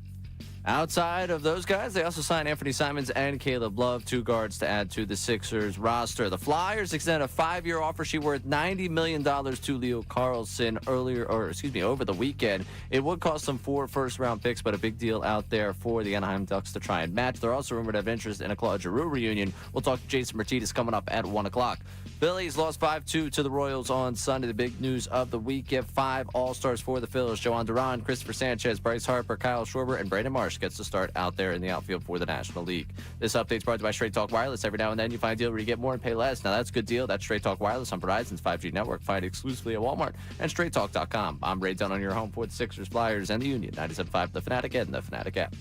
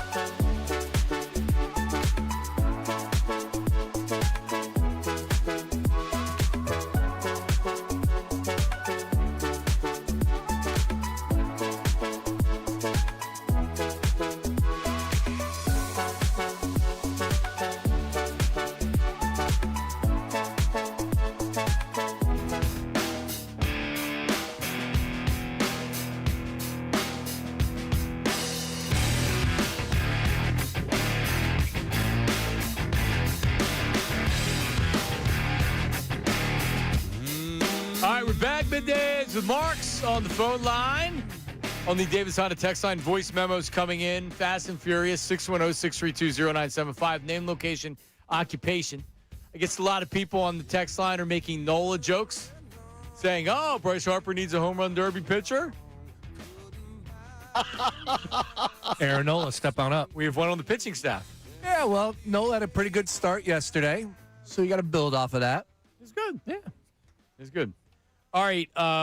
So Ray, let's get to some of the voice memos on the Davis Honda text line. A lot of discussion with LeBron James. Not surprisingly, a lot of negative LeBron stuff. And I've never been you were a big LeBron fan. I've never been a big LeBron fan other than he's an amazing player. But I've never, I was always a Jordan guy. Yeah, LeBron was, we were watching him in high school. Number 1 overall pick. Went to Cleveland. Wink, wink. Gee, I wonder how that happened. That's amazing luck right there. Yep. Anyways, and loved watching him compete out there by himself, flying around. You ever just throw on YouTube and you could just go ahead and look at old LeBron highlights? He took on everybody. It was 1 versus 5. There was a game we were talking about where he scored what? Ray, what was it? 30 straight points against the Pistons in the playoffs? Yeah, feel fact. 30 straight points? Something like that. Something like that. Yeah. Well, and by the way, if you want, you and Sam Ostry jumped on, was it Saturday morning? Saturday morning. And you did a live stream for I forget how long, and rave reviews, lots of views. So that's why you want to subscribe to us on 97.5 The Fanatic on YouTube. We got a bunch of subscribers over the weekend. Dutsy's working so hard. Dylan's working so hard on our YouTube content. So subscribe to 97.5 The Fanatic. You can watch us on the Fanatic YouTube channel. But Sean, listen, I would say that this show is definitely at the forefront of YouTube for what we're trying to do with our content. Oh, yeah, absolutely. Absolutely. We are all over the YouTube channel. We're going to continue to do more YouTube stuff. I'm talking breaking news. When breaking news happens, we will be there. Summer League, believe me, Bernard is probably upset. He can't say it, but he's definitely frustrated that everything took place while he was out of the country. So he's on his honeymoon. Now, will this doom his marriage? Will he never forgive her for this happening? No, I think we're safe in that category. Okay, but Sam is pretty darn good in his own right, too. So we got great voices. All right, let's get to some voice memos on LeBron. What we got? I got a sneaking suspicion. Joel Embiid has not really been mentioned by Jaylen Brown, by the Sixers, by Maxey, anybody lately. What's going on? Joel Embiid should be mentioned by at least JB at least once during a 40-hour stream. I got a sneaking suspicion that our old friend Bob Meyer is talking to his old team in Golden State. What if VJ Edgecombe and Joel Embiid somehow became Steph Curry? And that landed us LeBron. Then you have a starting lineup of Maxey. You can just Jaylen stop it. Brown. You can just stop it. The Warriors aren't trading Steph Curry. Whoa. Better chance of timeout. Me walking the Golden State. Yeah. Steph is hanging it up. His jersey will be in the rafters. Should build him a statue already. He's 4-time NBA champion, all with the Warriors. He ain't going nowhere. That's why they're running it back. They're bringing back Steve Kerr, Draymond. They're going to try and do it the right way. Good luck, though. Remember Draymond Barkley was saying you have no chance to win a title, and Draymond's like, yeah, all right, but we can lead the league in attendance. And to them, it's not all about winning a championship. They know they can't win a championship. And if Bron went to Golden State, he would definitely give them a better chance. Mm-hmm. But you're making that decision not based on the best chance to win a championship. That's in Philadelphia. Yeah. If Bron wants to win a championship, if he wants the best shot to win a championship, it's here. All right, what else do we have, Ray? Steve from Yardley here. Listen, LeBron, as kind of fake as it looked, the crying and when you did it in Cleveland, I can tell you this, man. It won't be fake like that in Philadelphia. Imagine what it looked like in Cleveland when you won that championship, what it's going to look like here in Philly when you win. It will go up right there with when the Birds won their first one. I'm telling you right now, we are starving for a championship. Nothing better in your legacy than to bring one to Philadelphia when we are starving for one. Let's bring it in. Bring it, LeBron. 44 years. When next season ends, when they crown the next champion, it'll be 2027. LeBron James coming to Philadelphia and winning a championship would be the biggest story in this city's history, sports history. maybe history. Might be bigger than the Constitution being signed. Might as well. Yeah, like who that? They didn't have social media in 1776. It couldn't possibly be bigger than that. My favorite part, though, right, is that of that last caller, texter right there, voice memo, excuse me, get him in. And he might be the fake crying. Like LeBron can't win. First of all, dude, they were down 3-1 against the Golden State Warriors. They come back and win that. Has Cleveland ever won a championship? I don't think they ever won a championship. No. It was 50-some years. Yeah, because we know the Browns haven't. All sports. The Indians lost. Brings the one title to Cleveland. His hometown. Down 3-1. Sheds a few tears. Is like, oh, the fake crying. Like, dude. And he was being positive about LeBron, too. Come on, man. That's funny. Yeah, it's good. It's good. All right, Ray, what do we got? Bring him to Philly. Steve, delivery driver, Akron, New Jersey. I'm still over the moon about the Sixers and this Jaylen Brown trade. Let's go. The process has come full circle. Ben Simmons 1, Jaylen Brown 3, and he comes home to the Sixers. Let's go. Now, normally I vibe with Steve, and we appreciate the enthusiasm, but no, we want no part of Ben Simmons. Ben Simmons can stay fishing in the Atlantic, Pacific, wherever he is. Just nowhere near here. All right? No. Please. Just, I like, his career is cooked. If he wants to earn it, go work in the G League. Go sign a contract. Go like, you know what? I'm going to go play for a G League team, prove my worth there, show you that I could be somewhat of a player that can help a franchise, earn your stripes, and then I could revisit the conversation. But as far as right now, I'm not handing him a thing. Not a summer league or not even a invite to a summer camp. No. 0. All right. Well, I would. That's for sure. Yeah, he can come off the bench in garbage minutes and play the dunker position. 5 minutes a night, something like that. All right. Any more, Ray? Hello, gentlemen. This is Michigan Elliott. You know, is there a world where the Sixers trade Joel for like Domantas Sabonis and like another guy and like get one of the picks back or something, or do we think like they may even get weirder and try and trade for like Anthony Davis or something like that? You know what I mean? Because LeBron is familiar with him, and Sixers are like, hey, I don't know exactly what we're thinking about it.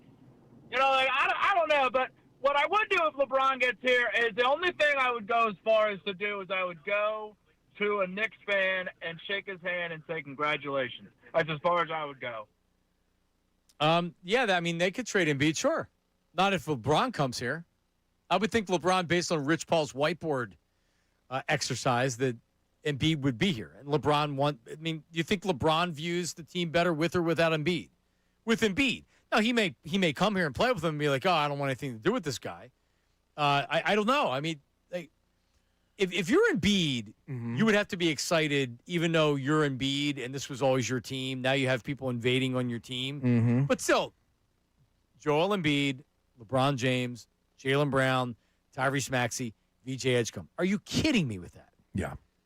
That's a dream team. I just look at everything we know. They know. Bob Myers and Mike Gansey. The Sixers still have an unprotected in 2023 or 2033, first-round pick. Plus, they got a couple swaps as well.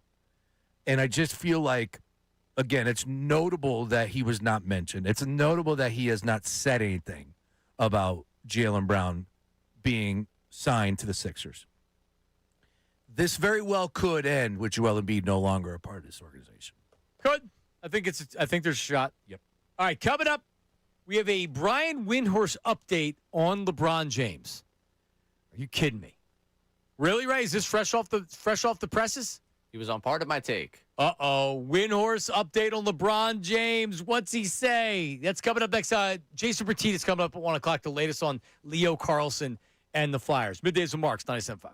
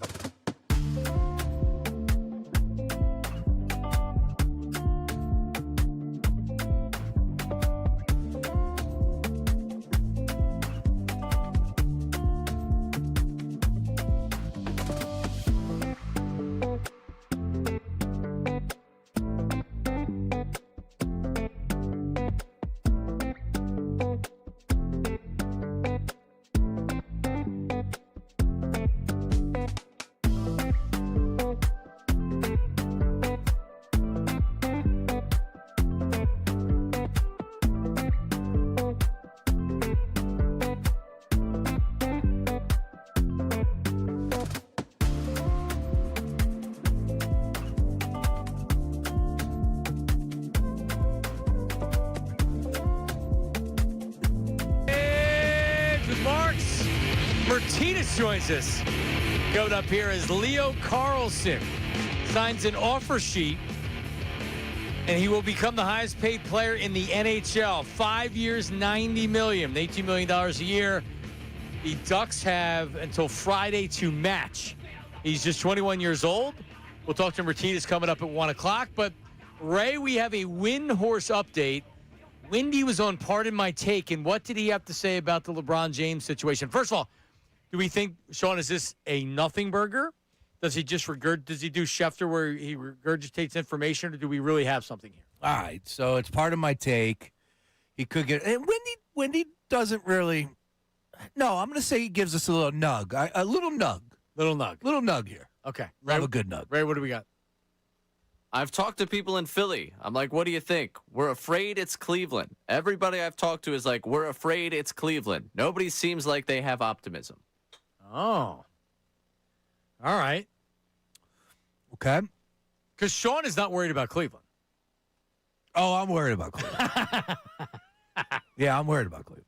And I'll give credit where credit is due, whereas this gentleman tweeted us at the beginning of the show, and I did forget about this, but there was a Last Dance film in discussions about documenting his 24th NBA season, and that makes sense if that's already in the works, and, Cleveland, all that good stuff. But, here's what I'll say about Cleveland. He's not, and I've been saying this for I don't know how long, this is not LeBron's last year. He's still got time to go back to Cleveland. Right? Say that for years for when you're 44 and you're 45. He's got 2 years before that. Come on, Sean.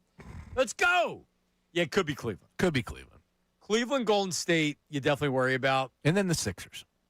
All right, so give me, because Dutsy told me 45, he believes 45% chance that LeBron goes to Philly. I'm 40 as well. Austin Jones said 55% chance.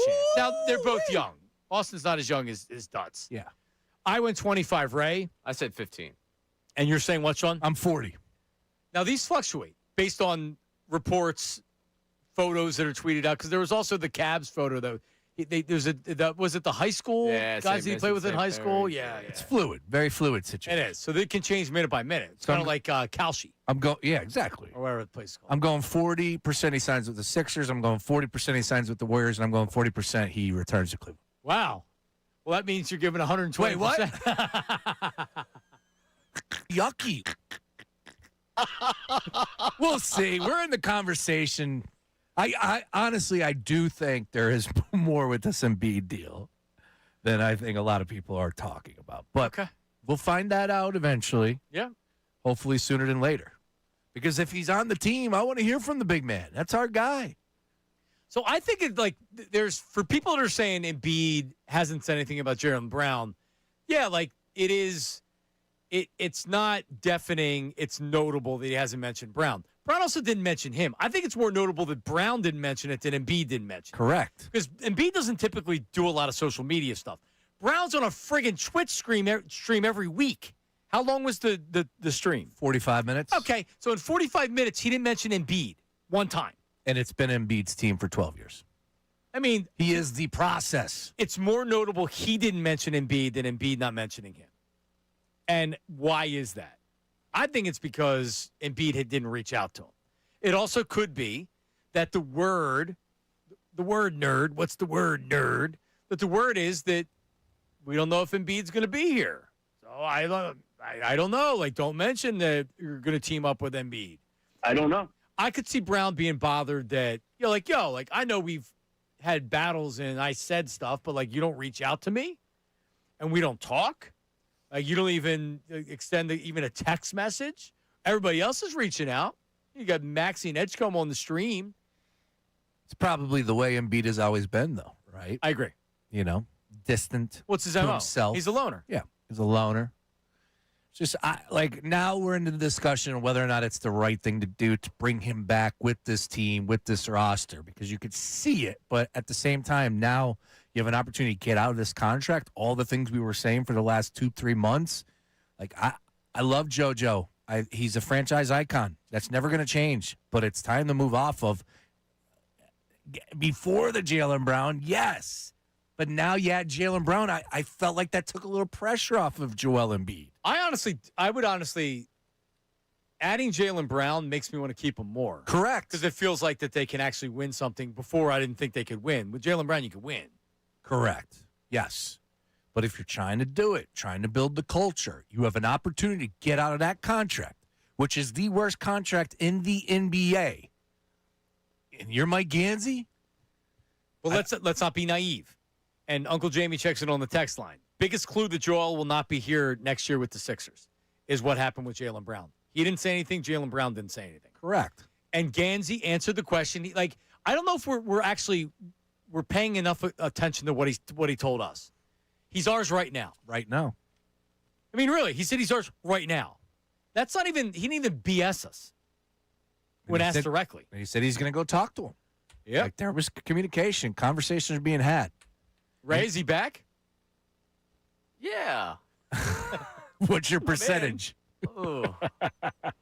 I would say 60% just because of the contract. But, bro, I mean, everybody talks about this contract. I get it. He's not signed for 5 more years.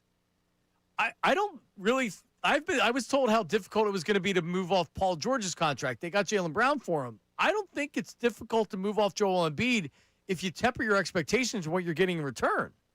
A week ago, I would have told you 95%. Seeing Paul George traded, that's what drops me all the way down to 60. I think you can actually get something you can use in your rotation. But you're gonna have to get contracts back. He's making too much money not to. I'm not expecting first-round draft picks in return, but I think you can get usable pieces. I like the game Gansey's playing. He's a lot like Howie. I very much think it's up in the air. Oh, definitely.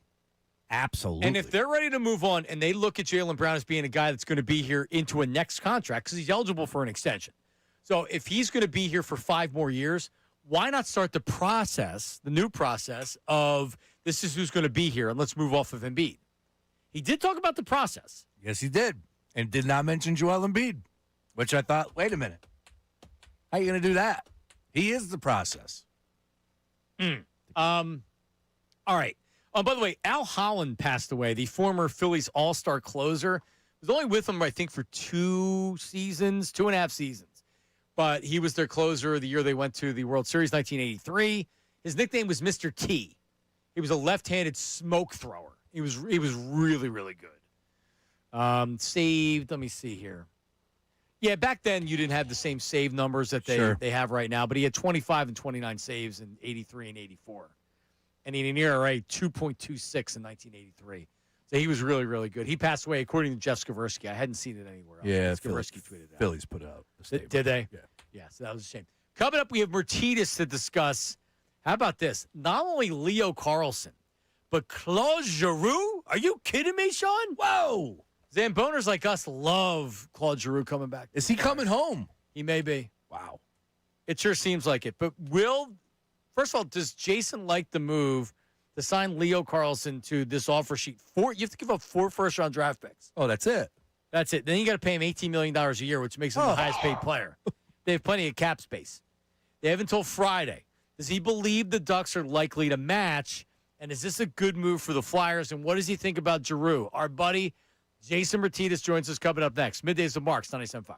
Hey, it's Ray Dunn. I've been telling you all summer about Live Casino Hotel Philadelphia with our Fanatic FC shows. It's located in the heart of South Philly's Stadium District, and when it comes to catching the game, there's no better place to be. Immerse yourself in the center of the action with game day bites at Sports and Social. For me, every time I go down there, I mind up the burger. We got it down there for one of the Fanatic FC shows. It was tremendous. If you're sitting down there watching a game, it's the thing to get. You get the 360 views at the center bar. If you want to go hang out there, you can look at what's going on out there in the action, or go back over to Sports and Social and go to the FanDuel Sportsbook. Wall-to-wall screens there and electric watch party energy every time they're down here. This is game day gone live. Make it a total experience with over 2,000 of Philly's hottest slots, over 130 table games, and a live poker room. Hungry? Experience the new era flavor at Luck Fu by Jet Tila, featuring a fresh East Meets West menu curated by the Iron Chef himself. And your Philly favorites are back at the all-new 10th Street Market, featuring expanded menu at Lorenzo and Son Pizza, the iconic flavors of Termini Brothers Bakery, and Gino's Steaks. Plus, unwind at the brand-new Library Bar with handcrafted cocktails and bites only at Live Casino and Hotel Philadelphia. Visit livecasinophilly.com for details. Must be 21 years old. Gambling problem? Call 1-800-GAMBLER. Now on 97.5 The Fanatic Sports Update. Looking for stars. I'm Ray Dunn with this Fanatic Sports Update. Both the Sixers and Flyers locked into looking for big names coming up this offseason. First up, the Sixers. Their conversation surrounding LeBron James. Is the interest legitimate? Well, all you got to ask is the agent of LeBron James, Rich Paul, in his recent podcast with Max Kellerman. Philadelphia, everything changed. Do they have his attention, as Windhorst is reporting? How could you not have the attention when you have Maxey, Edgecombe, Brown, and Embiid? We'll keep you updated if anything happens with the latest on LeBron James. They did sign a pair of guards over the weekend. Anthony Simons to a 2-year, $12 million deal. Also signed Caleb Love to a 2-way deal. Flyers extend a 5-year offer sheet worth $90 million for Leo Carlson. They would have to give up 4 first-round picks in exchange. They're also rumored to have interest in Claude Giroux. We'll talk to Jason Matias coming up in the next segment about that interest. And the Phillies lost 5-2 to the Royals yesterday. The big news for them over the weekend, though, was 5 All-Stars for the All-Star game coming up next week in Philadelphia. Joan Duran, Christopher Sanchez, Bryce Harper, Kyle Schwarber, and starting outfielder Brandon Marsh, your 5 All-Stars for the Phillies. This update is brought to you by the McComb Group. Visit McCombGroup.com. McComb Group supports contracts, one of the largest PVF inventories of pipe, valve, and fittings. The trusted brands count on the McComb Group to help you stay on schedule. Visit McCombGroup.com today. I'm Ray Dunn in your home for the Sixers, Flyers, and the Union. 97.5 The Fanatic and The Fanatic.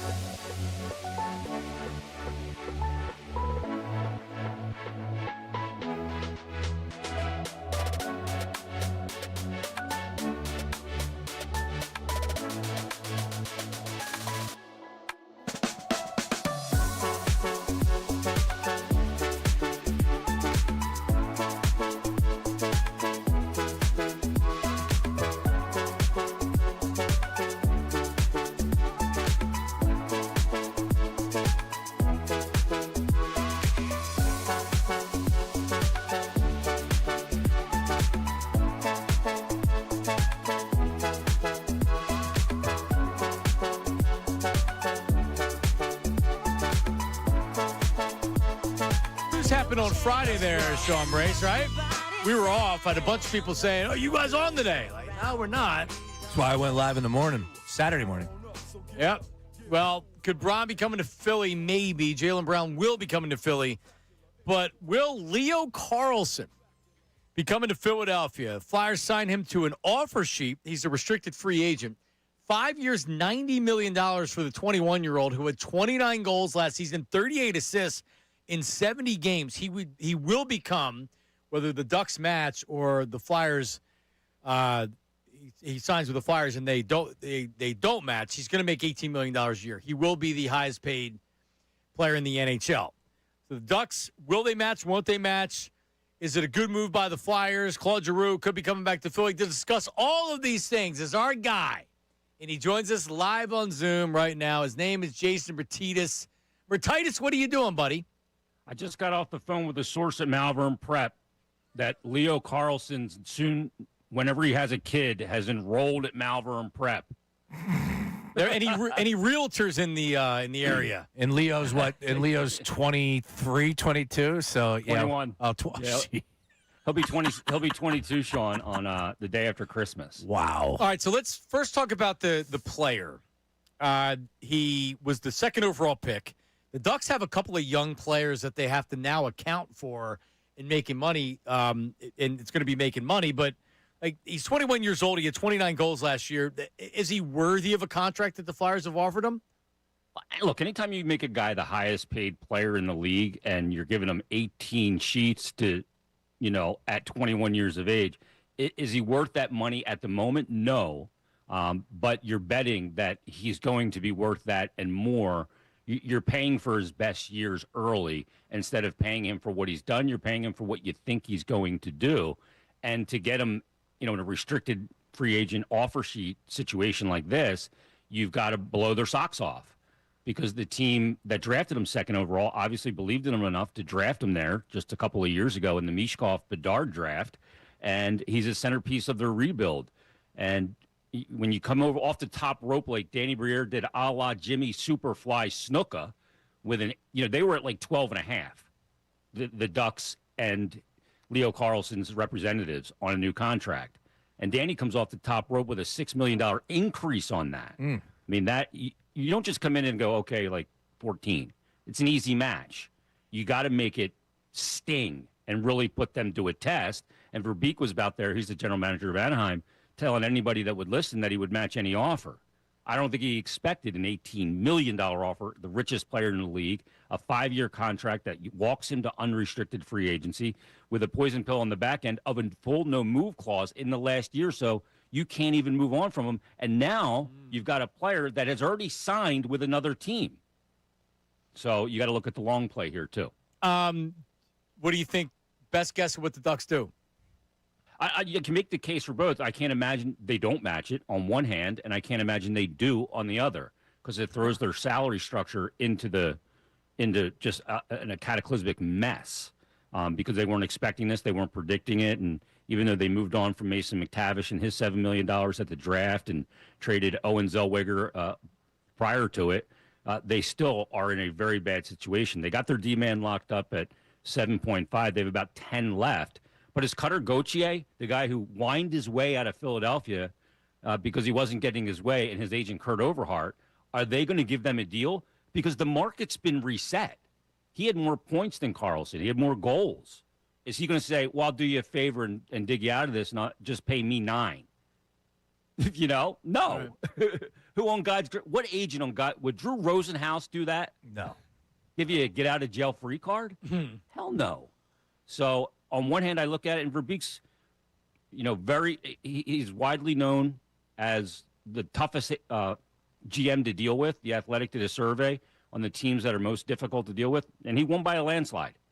He pinches every penny, and now it's come home to roost, and he got caught here. And I don't think he was expecting it. I think he tried to head it off by saying he'd match anything, but this is different. So I don't know. I would call it a coin flip. Do you think this guy helps the power play, Jason? Yeah. Well, I just don't. Let me just add this on Verbeek. I just don't know that he can handle having his salary structure be totally dismantled on a deal he didn't make. It's all signing bonuses. They don't do signing bonuses. They have one player with signing bonuses. That's Kreider. That deal was signed in New York with the Rangers. And, signing bonuses and big payments, like upon signing at $20 million, requires liquid cash. The Samuelis are wealthy beyond all belief, but do they have liquid cash? You can get it, but yeah. Look, he helps in all areas, Sean. He's a one top line center. He's big. He's 6'3". He skates well. He's smart. The Barkov comparisons are apt. He's kind of the total package. Is he going to be a 125, 130-point guy like McDavid? No. But is he going to be absolutely top-tier, top-line center material? Absolutely. Once they signed the offer sheet, I had some people reach out to me on social media, and one guy said that it makes zero sense if you're trying to build a winning franchise to offer $18 million a year, because here's the other thing. You don't have 4 first-round draft picks. I don't know how often this happens, Jason, but do you think that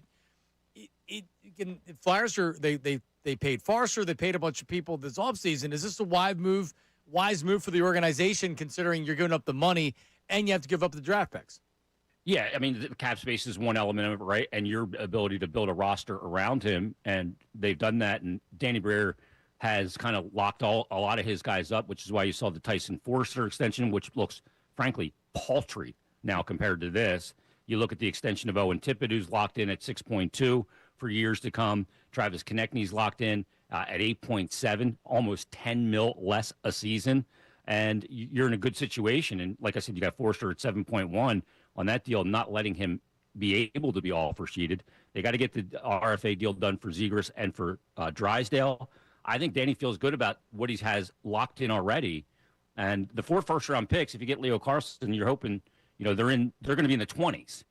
Are you getting an impact player in the 20s? You might, but the chances obviously are low, which is why, picking in the 20s, those picks to me are not as higher value as they would be. So I have no problem with the 4 picks. There's also another option where Anaheim could deny the offer sheet and the Flyers get Leo Carlson. Then they work out a trade to get some of the first-round picks back, where you'd send a couple players their way, you get 2 of the picks back. Plus, the Flyers do have Toronto's unprotected pick, presumably next year. Yeah, Sean and I were actually talking about that earlier. So that is something. Is that in situations like this, they can say, all right, listen, you don't want the 4 first-round draft picks, but we have this player, we have that player. Is that something? First of all, when does this happen? Does this happen often where you get an offer sheet? It's a sheet, it's a restricted free agent, and not to this degree, John, because there was like an old boys club when Paul Holmgren did it with Shea Weber 14 years ago. He kind of got blackballed a little bit.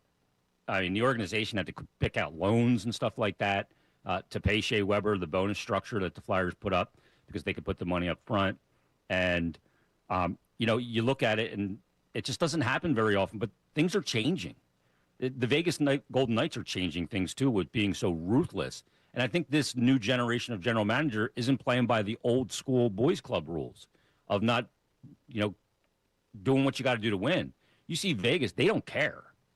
Right. They do everything. And I didn't like it at first, but now I've learned to go, you know what?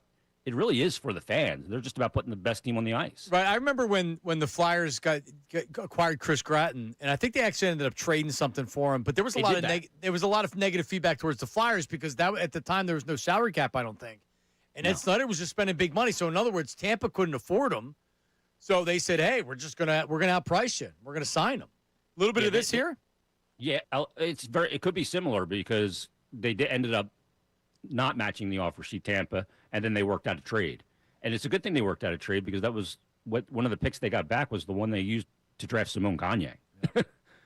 Jason, turned out to be a pretty good Flyer. One more on Leo here because I know we got another name we got to talk to you about. But as far as teams in front of the Flyers, and it's early to have this conversation, but there's a lot of them as far as when it comes to the odds. So if they were to land Carlson, let's just say that the deal goes through, they got to give up the picks, yada, yada, yada. What does it do to this franchise this season as far as success is concerned? Do you think it puts them in front of the Leafs? Do you think they're in competition with the Canadiens, Lightning, top-tier teams? Where are you at with that one?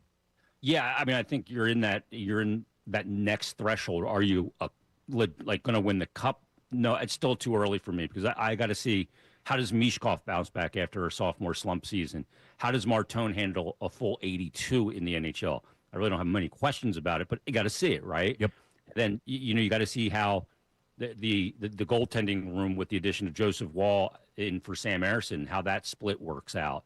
So there's a lot of variables to it. It's still a very young team with guys like Denver Barkey and Bump and Martone and Mishkov and others. So you got to see how that pays off, and you got to see what happens with Ristolainen and the D pair.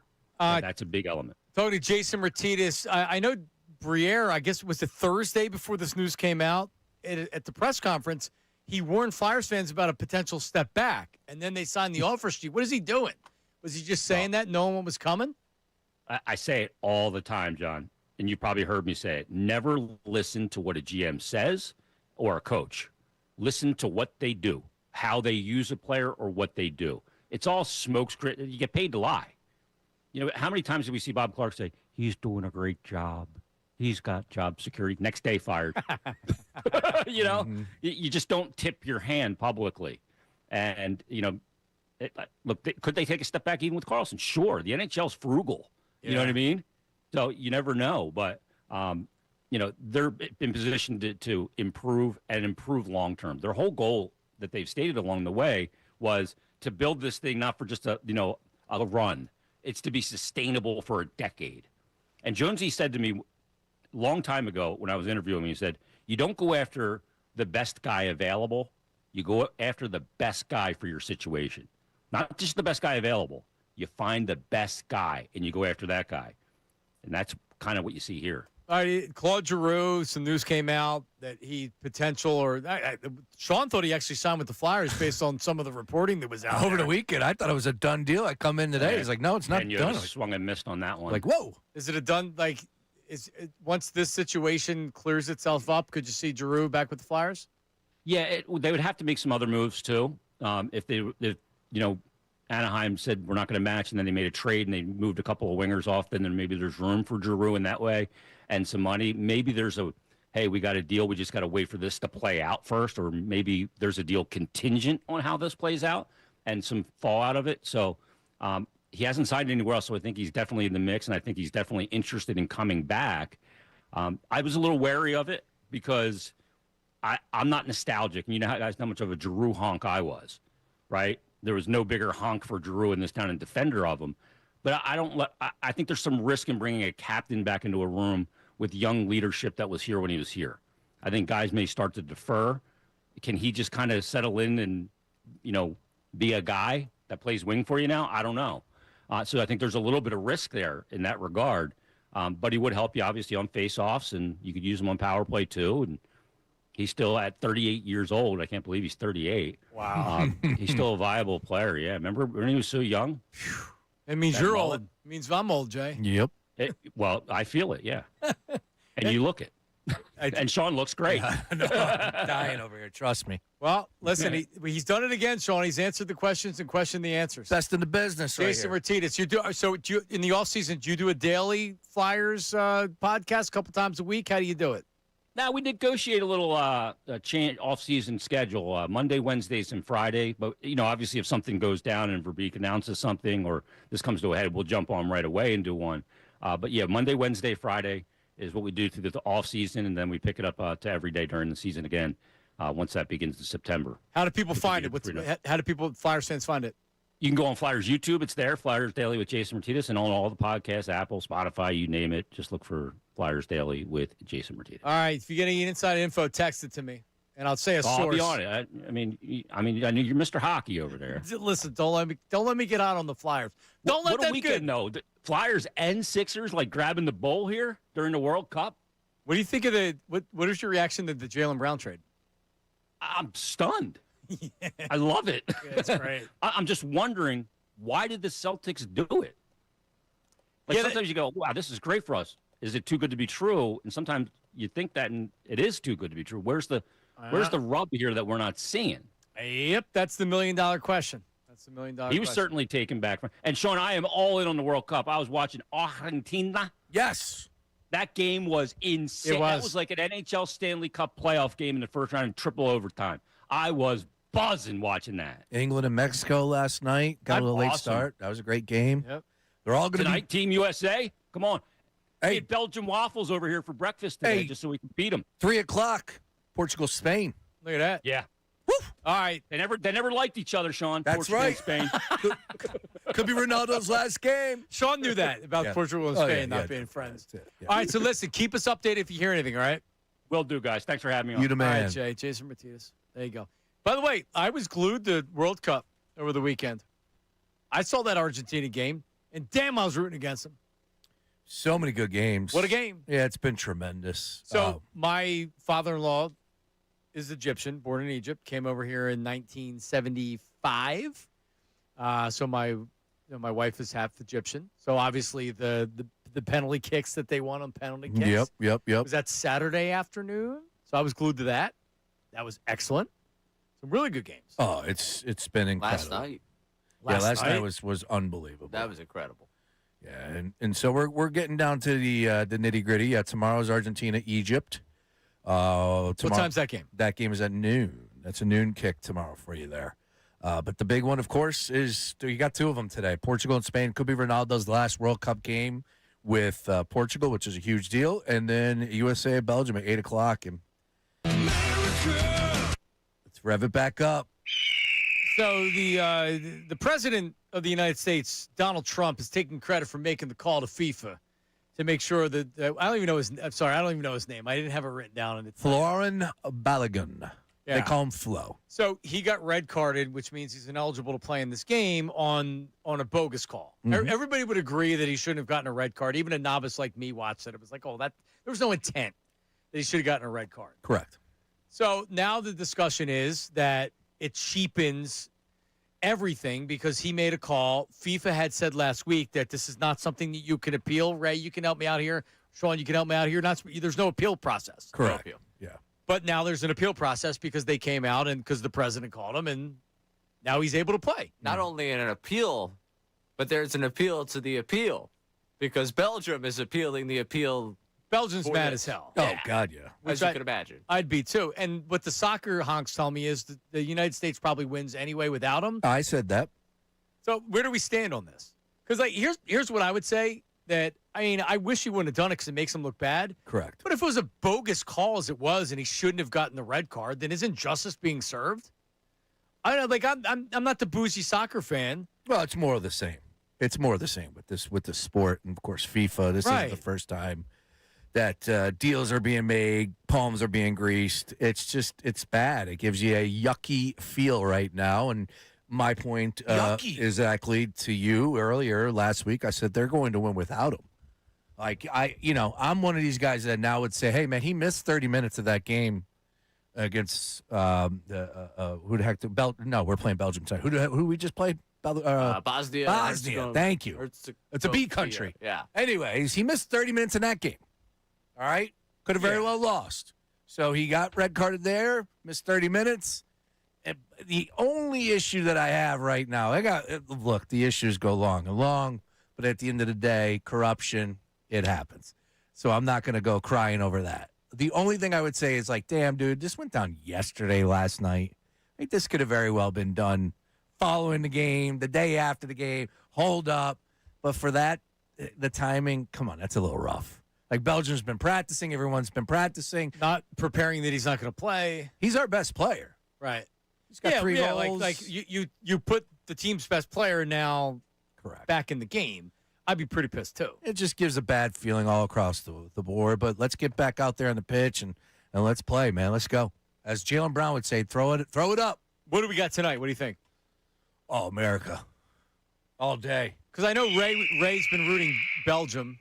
Oh, you know me. I'm 110% Belgium, so I'm really, really rooting for the Waffles. We are a pretty big favorite. We moved up to minus 130 when it was basically minus 110 both ways without Balogun. But now that he's in there, we bumped up to minus 130. Belgium up plus 105. I love our chances to win. I think we win. This is a game that, look, Belgium, a little long in the tooth. They got some great players, De Bruyne, my guy Lukaku, who's a big body down low. Oh. But at the end of the day, we're young. We're more athletic. We're at home. Like, Christian Pulisic, do something, bro. We need to win this game. This game has to go USA ways, whether Balogun was playing or not. This is the time to stand up and win. So I expect us to do exactly that. Ray, you going USA? Belgium? Yeah, with Balogun now, I feel more comfortable about it. But I was wavering with that. I mean, he was the entire offensive engine for them in that game against Bosnia. And you take him out. Bosnia played okay. Yeah, Bosnia played okay. Belgium's very lucky to even advance. They played 85 terrible minutes in that previous game. And so that's Belgium's totally not good? fine, but you got No, here. Belgium's good. They came back. They're crafty old veterans, John. Was it the Egypt-Australia game? They put in a different goalie for the penalty kicks? Got crazy there at the end. It was Yeah. just mayhem. Yeah. It was a good game, though. That game took forever. Did it? Oh, God, yeah. I didn't. Last night took forever. Yeah, last night was brutal. I had one eye open. I'm like, I Me can't too. fall asleep. I wanted the equalizer for the sake of the game, but also for the sake of my sleep, I was rooting very much for that to end. All right. Well, there you have it. So it seems like Jason is always giving us good insight. It's a coin flip. There's reasons why they would match. There's reasons why they don't match. Really, nobody knows at this point. Most expensive contract being handed out by the Flyers. That's crazy. Yeah. Yeah, $18 million a year if you become the highest paid player in the NHL. Yeah, that's a couple dollars more than a $12 million offer sheet that was offered. No, but he's right. You come off the top rope because that's sticker shock. You're like, whoa, what? Yeah, but doesn't that change everything? Like the expectations, Jason's like, oh, yeah, I don't know about competing. No, you signed this guy with that type of money. I know what I'm saying. Yeah, I think that Jason hit the nail on the head of, hey, Keith Jones makes the call, Breer makes the call and say, listen, all right, 2 first-rounders, what else are you guys looking for? It's got to be a negotiation. If you really want the player that much, then it's like, okay, how can we make a deal? What are you willing to give up? And I don't know enough about young players or anything like that. Maybe a Michkov goes back. Do they want to deal him? I don't know. As Adam Schefter would say, I don't know. I don't know. I don't know either. I don't know. All right, how about 38 special? Yeah, baby. Give me some 38 special Just tonight. don't have any reason to hit it. Oh, It's just sitting there in I front need of to me. hear it more. Put it on my All page. right, how about 38 special? I don't know why. Back after this, tweeted something out because it was an anniversary of somebody's birthday that Francesa did something with however many years ago. And it got me into a whole thread of Francesa going crazy on Harambe and all this other stuff. Jeez. And a good half All right, how hour. about 38 special? I guess Mad Dog's got the summer off. I haven't heard him in a minute. Yeah, I don't know where he's been. I don't know if my But- algorithm changed or I got what. the summer off. Well, I'm sure he's taking time off ESPN, too. That's where you hear him. Mostly. Yeah. Well, no, I guess he does. I do. Mad Dog Trust stuff. me. Yeah, His Sirius XM rants end up in my Well, algorithm. all if the you just time. go to awful announcing, you'll find everything that he does. Right. And it's not awful. Well, I was just hoping that he woke up from the gummy and the volumes that he, Maybe. That's all. Is there tennis going on right now? I know he's a big tennis fan. Wimbledon. Yeah, he's Oh, probably, I got a Wimbledon. he's probably there. He might be. All right, coming up, Stan in Drexel Hill. We'll get you on the other side if you want to hang on. We're going to finalize what we're doing for LeBron coming up next. Because we want people to pledge what they're willing to do if LeBron signs for the 76ers. We need to go past today, but we were trying to figure out what we can do on the station as hosts. 610-632-0975. Middays with Marks, 97.5 The Fanatic. Now on 97.5 The Fanatic Sports Update.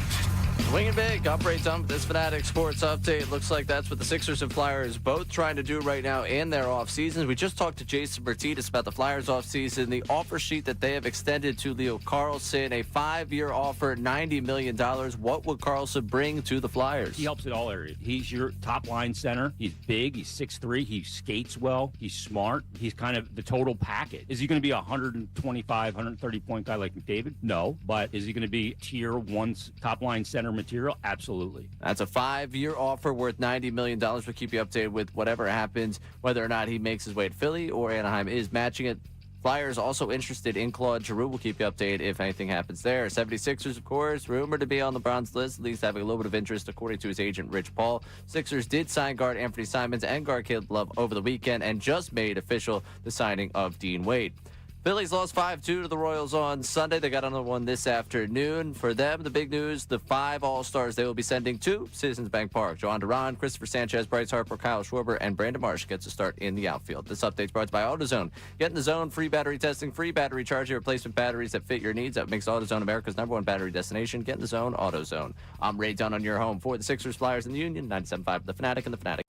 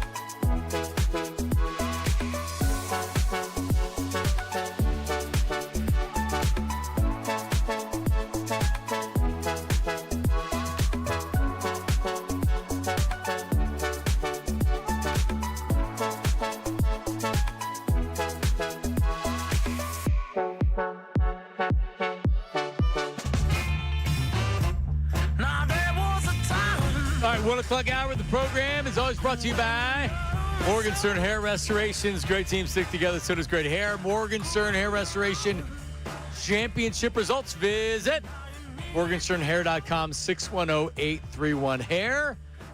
Coming up next, we have Bill and Gunner. Running Gunner in the house for the program today. Gun. Yeah. What up? How about that?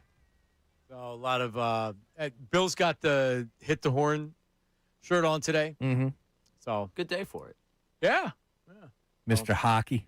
Mr. Hockey himself, Color Ruler. A lot of 76ers talk on the program today. And we're trying to figure out what we're going to do if LeBron James comes to Philadelphia. What are we pledging? Sean is pledging a what's the tattoo? Witness. Witness with LeBron James's Permanent tattoo. permanent tattoo. Where? Well, hold up. I don't know yet. I'm just telling you I'm giving you a tattoo. Okay. Well, I'm just, so what, where would you consider it? It's a good question. This isn't the final answer. No, it's a good question. Something like that. Tramp stamp? No. It would probably be And under. have one on the front and the back. Nah, yeah. It would Yeah, you need a matching. might be like back of the shoulder. About the what's this? The trap right here? No, that's the Well, lat you couldn't trap do it on the trap. right there, like a little Up and down? Yeah, down. Witness down. Like if I pull my arms out, there you go. Witness. All right. Could be. Okay. All right. This is better than Ray's idea. Yeah, Ray's not pledging anything. I'm giving you what I'm going to up to now. I will up my offer. All right. Here we go. So we're doing the 1 hour weekly LeBron show on these airwaves on the flagship station of 97.5 The Fanatic. Gee, thanks. I will accept your guys' offer absolutely of taking a trip to Akron. I'm all in on that. I will go to his high school. I'll talk to whoever you need me to talk to. I'll make the road trip out to Akron, no problem. All right. I will walk in a king's robe. Ooh. I don't know where yet. I'll do the Broad Street path if you want me to do it, or the Broad Street run. If you want me talking to people in Center City with the king's robe on, I'll walk with the full crown around the town and let everybody know how grateful I am for LeBron James. a great to be idea. here. It's a good one. And on top of that, with that king's robe, But wait, there's more. I will lead the recreation of the Harlem Shake video that the Heat did Ooh. back in, I think it was 2012, prime Heatles time. We will recreate that Harlem Shake video here at the Fanatic, and I will rock the king's robe for that. How about that? Thanks, Mark. That's what I'm willing to do for you, LeBron. I've got nothing. I don't know. I just don't know what to do. You're going to eat the cheesesteak every day for 30 days. One cheesesteak? We had said that Ray has to eat cheesesteak for every meal for 30 days. That's not a good idea. That's a terrible idea.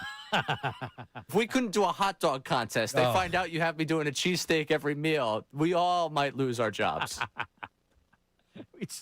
Unbelievable. All right, Stan. So we have voice memos and text messages and things. All right, let's get to Stan in Drexel Hill first, though. Stan, how are you, buddy? Hey, how you guys doing today, man? Stanley? Can you hear me? Yeah, man. What's going on, Stan? Hey, can you hear me? Yes. Can you hear us? Hi, Stan. Yeah, I can hear you. I can hear you. My fault. Oh, good, brother. Yeah, I just real quick. So with the LeBron situation, people who don't want Bron here, I feel like it has to be more than just a basketball thing. Like, if you're talking about the, quote unquote circus that comes with it and blah, blah, blah, okay, I can kind of understand that. But from a basketball standpoint, like, he literally fits into a puzzle piece that we need, right? Mm-hmm. For everything that we have talent-wise, LeBron would immediately become the best playmaker, highest IQ, his pedigree as far as winning, leadership, all of that. Like, he literally brings all of that with him. And I'm saying this as not even like a LeBron guy. It's just you can't not acknowledge what he's done in the course of 20-plus years, right? 2 decades of basketball. Like, this guy has it, right? And everywhere he's gone, they've won. And I don't think that's a coincidence. So, to me, if he comes to Philly and you're asking him, he essentially becomes even more Magic Johnson than what we said, right? He's going to make life easier for Tyrese Maxey and VJ and even Brown and Embiid when he's there. Like, he's going to make life easier for these guys because he's going to have that wherewithal. That's literally having a second coach on the court, at the same time. So it's with Tyrese Maxey, I say his biggest improvement that I need him to work on this year now is playmaking, right? Because you have so many guys, you're going to have to be the guy out there to make those decisions and get guys in place. And because Brown's not going to average 6-7 assists. It's not going to happen. VJ, he's still on the up, and Embiid's not, we don't know when he'll be there and in and out and everything. So it has to be on Tyrese. But if you bring in LeBron, that really kind of takes it off where he can go out and play off ball or some Kyrie Irving. So to me, it makes too much sense for me from a basketball standpoint. And if he does come here, listen, I've never done it. I'll get me a nice LeBron James jersey. I will. I'll go ahead and get a King James jersey. No problems over here. That'll be my pledge. I like that. All right, Stan, appreciate it. Yeah, from a basketball standpoint, it makes perfect sense. Yeah, I don't think anybody's going to argue that. All the stuff about the circus comes with him, whatever. Please, this dude would come here and there'd be your best chance to win a championship in 40 years. Yep, over 40 years, not even close. He makes everybody's game so much better. He makes everybody's life easier. You don't have to rely on Joel Embiid really at all. He can just do what he's going to do. The only problem is you're too good. You have too many mouths to feed. Seriously, look at that starting five. That and season tickets will probably be going through the roof. But other than that, holy cow, Ray. Should people go and get season tickets now in anticipation? It's over. We already got them. So sorry. I'm just saying in general. No, if you're you out gotta get there them at this point. If you're out there, is it worth it? Well, because you get Jaylen Brown too. It's not just LeBron that you're betting on. No, yeah. Right. You're betting on seeing Jaylen Brown and this JB, team that we're excited about. VJ, Tyrese. Man, maybe. Oh, by the way, we did have an official. Dean Wade is officially signed. Yeah, so the league year now starts, and so Boston's having a 4 p.m. press conference, I think. So they want to talk about the Brown trade and Paul George and everything else. Sixers, we don't know when they're going to have the Jaylen Brown press conference. Are we going to be there? Has that been discussed, Ray? That would be the hope. Right? It's most likely going to happen during our show. If that's the case, we should be there. 2 years ago, we were there for Paul George. So I would imagine we should be there for Jaylen Brown. That'd be something. Why are we not there for Caleb Love? What's going on? Who? You could send me out there. I'll do the Caleb Love interview. I'm happy to do. Oh, by the way, it was I think official. I read it. That was yesterday. For some odd reason, that was officially official. All right, what do we got on the text line, voice memos, things like that, Ray? Go ahead. Mark, Brace, what's going on, fellas? My thing about Embiid is if Embiid stays, he has to come off the bench, and they can play the pick and roll with that guard from Alabama. Then you can have Maxey, VJ, Brown, and maybe LeBron run and gun with the first team. Yeah, Embiid's not coming off the bench, but no. I mean, fit. I think it's fair to ask with Embiid, like I just said, all right, like, is there enough mouths to feed with Embiid? Like, what does that look like? I mean, seriously, like, you could talk about the starting five. That's unbelievable. You get two young guards. You have LeBron. You have Jaylen Brown now, who's a 30-point scorer, and you have Embiid. Yep. You're not going to be able to score 160 points a game. Maybe. Maybe not. You have a real rotation. Simon signs, so he's coming off the bench. You have the rookie.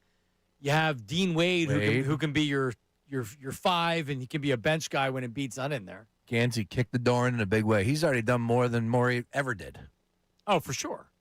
No, the only Clentac is the only one that he rivaled with that offseason that Clentac had. Branch Rickey offseason. All right, coming up, we have the YouTube chat recap. We'll check the text line as well. Last call for phone call, 610-632-0975. Middays with Marks. Don't go anywhere. Hey, but first, Sean Brace here with DraftKings Sportsbook. Winner, go home time. That's right. The Cup knockout round is now. DraftKings, of course, has you covered for every single match. We got two great games this afternoon into the evening. Portugal and Spain could be the final hurrah for Cristiano Ronaldo. And Portugal, Spain, a minus 225 favorite. Of course, I like Spain to advance there. USA and Belgium, I'm telling you right now, even without Flo, USA was going to advance. Minus 130, not that expensive in the grand scheme of things, so go ahead and take red, white, and blue to roll on. But be sure to follow every knockout round thriller, every penalty shootout, every stoppage time moment that ends a nation's run with DraftKings Sportsbook. And new customers sign up using promo code Fanatic. That's right, Fanatic with an F. Spend $5 to get $200 in rewards within 21 days. That's code Fanatic in partnership with DraftKings. The crown is yours. Gambling problem? Call 1-800-GAMBLER. 21 plus. Pennsylvania only. Eligibility restrictions apply. Bonus bets expire 7 days after issuance. For additional terms and responsible gaming resources, see dkng.co/audio limited time offer. Guts.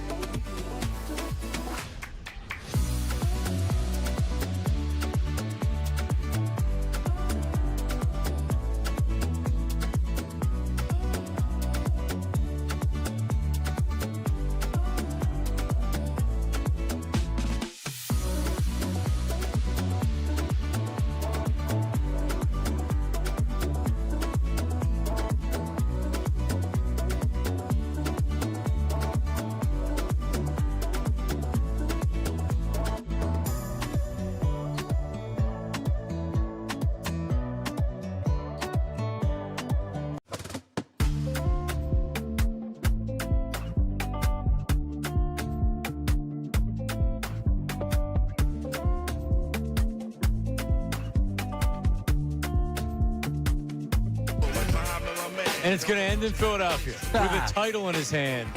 With a Larry O'Brien in his hand. We'll see. We'll see. I'm all about being fired up, and we'll see how it does play out. Like you said, we'll get our answers eventually here. I don't expect this to be done anytime soon.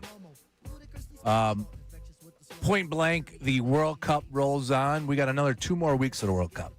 Yep. That championship game isn't played till the 19th.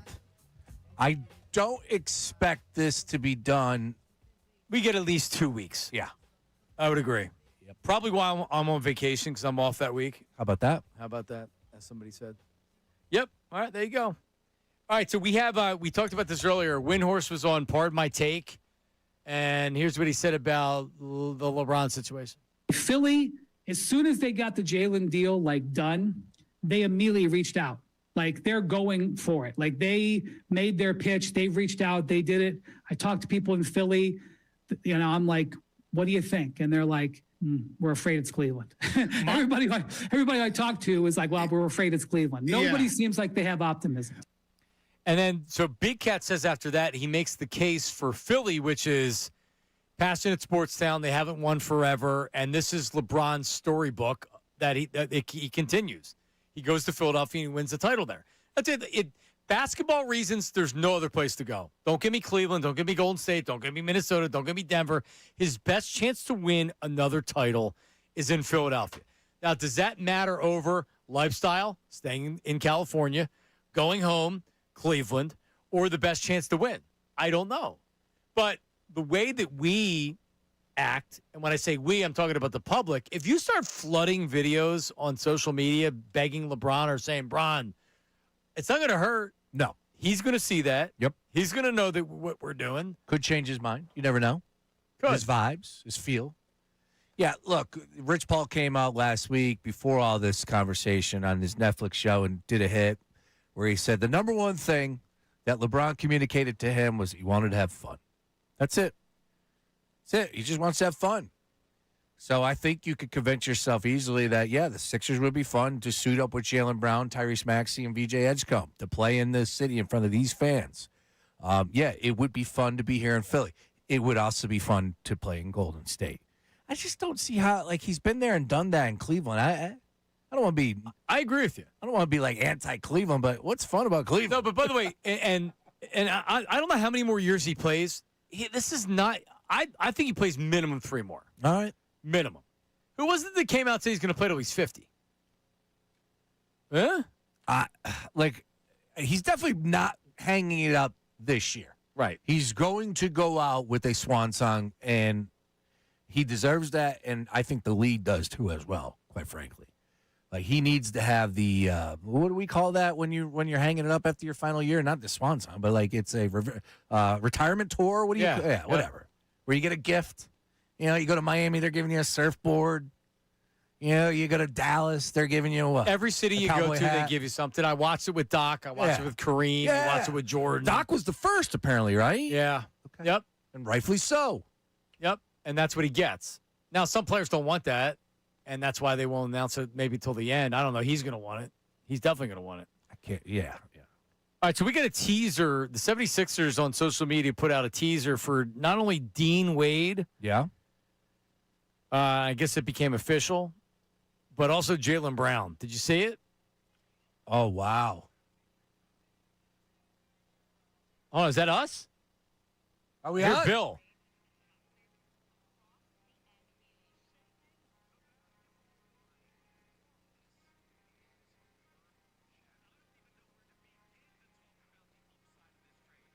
It's me, Bill.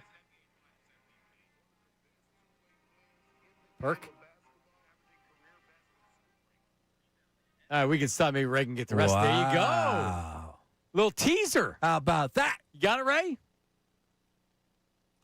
Ray's not in it. Hey, we don't know, Ray. We didn't listen to the whole thing. Oh, okay. I made it. Yeah, you made the cut. Colorillo made it. Of course. Billy Big Balls. He's all out there these days. Billy Big Balls. Sixers make the trade official with this video right there. Just play right out of Twitter there.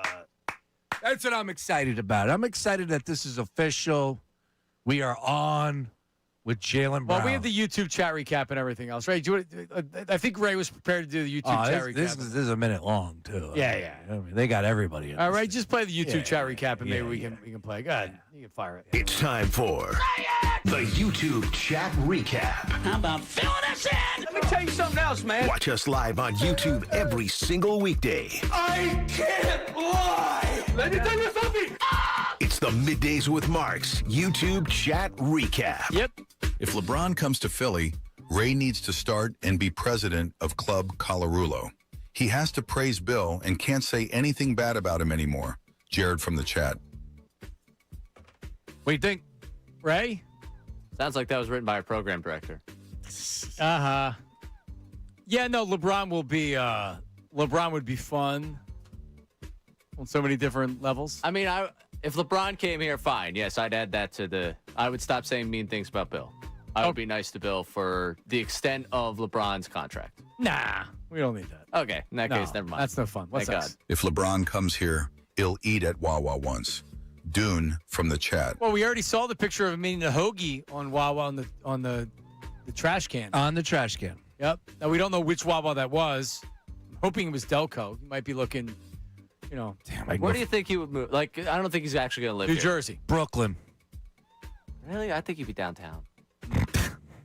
That's what somebody was making the case that, like, Philly doesn't have enough for LeBron James. Like, first of all, like, relax. LeBron's in his 40s. He's a family man. Does he go out? Sure. We got restaurants. We got plenty of places that they can go out as well. However, like, you could live wherever you want. Wherever. I don't care. Delco, Lower Delco, Prospect Park, Ridley Park. They have helicopters. Yeah. They got planes. They got whatever you need. That's just saying that I didn't make the video. Oh, that no. wasn't me. Uh-oh. That wasn't me? Sounded like you. It did. It did sound like you. All right. What's next? Joel's going to have to find a way to fit in. Mick from the chat. Yeah, I mean, if LeBron doesn't come here, is he traded? I don't know. Rich Paul had Embiid up there. Now, is he being sold? Embiid, LeBron, is that part of the package? Sure seems like it. I'll tell you what. You know who's really invested in that conversation? My wife. She's been asking me every day whether or not Joel Embiid's getting traded. So you can get LeBron put in your basement instead? So the mural could come down. What are we doing with the mural if Embiid goes? Taking it. I'm cutting it out and bringing it in. Yes, great idea. I don't know if it's possible, but we'll try it. Jaylen Brown replacement.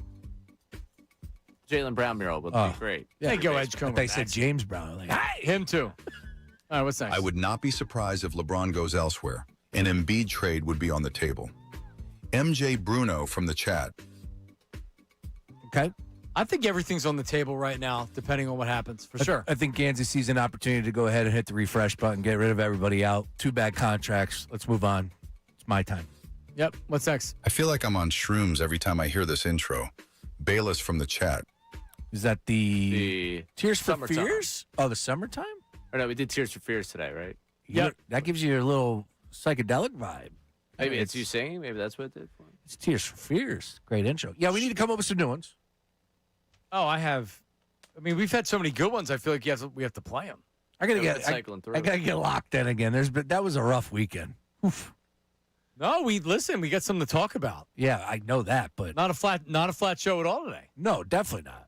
And but I'm shaking the whole time. You okay? I'm sweating. I'm in a pool of my sweat over here. Well, you're dehydrated. You're drinking 24-ounce coffee. You stink too. Oh yeah, I feel like I just played 90. Just give me the red card. Toss me. Final score tonight, Sean Brace. Oh, 3-0. Good guys. USA. Ray. 1-0 America. Oh wow. All right. And FIFA has rejected Belgium's request, so like the dude's gonna play. Whatever his name is. Oh, he's gonna play. Yeah. We'll see. Yep. It definitely doesn't give me a good vibe, though. I won't lie. No. And it's unfortunate.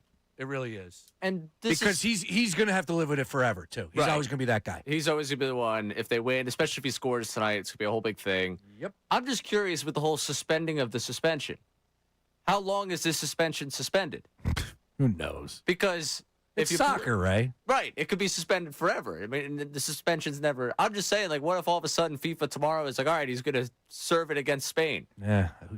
Anything is possible in that sport, man. Hey, listen, as the great Adam Schefter once said, I don't know. I don't know. Anything is possible. All right, coming up next is Bill Colarulo and Brendan Gunn, Unfiltered. We'll take you through the rest of the afternoon. We'll be back tomorrow with everything. We'll talk to you then. See ya.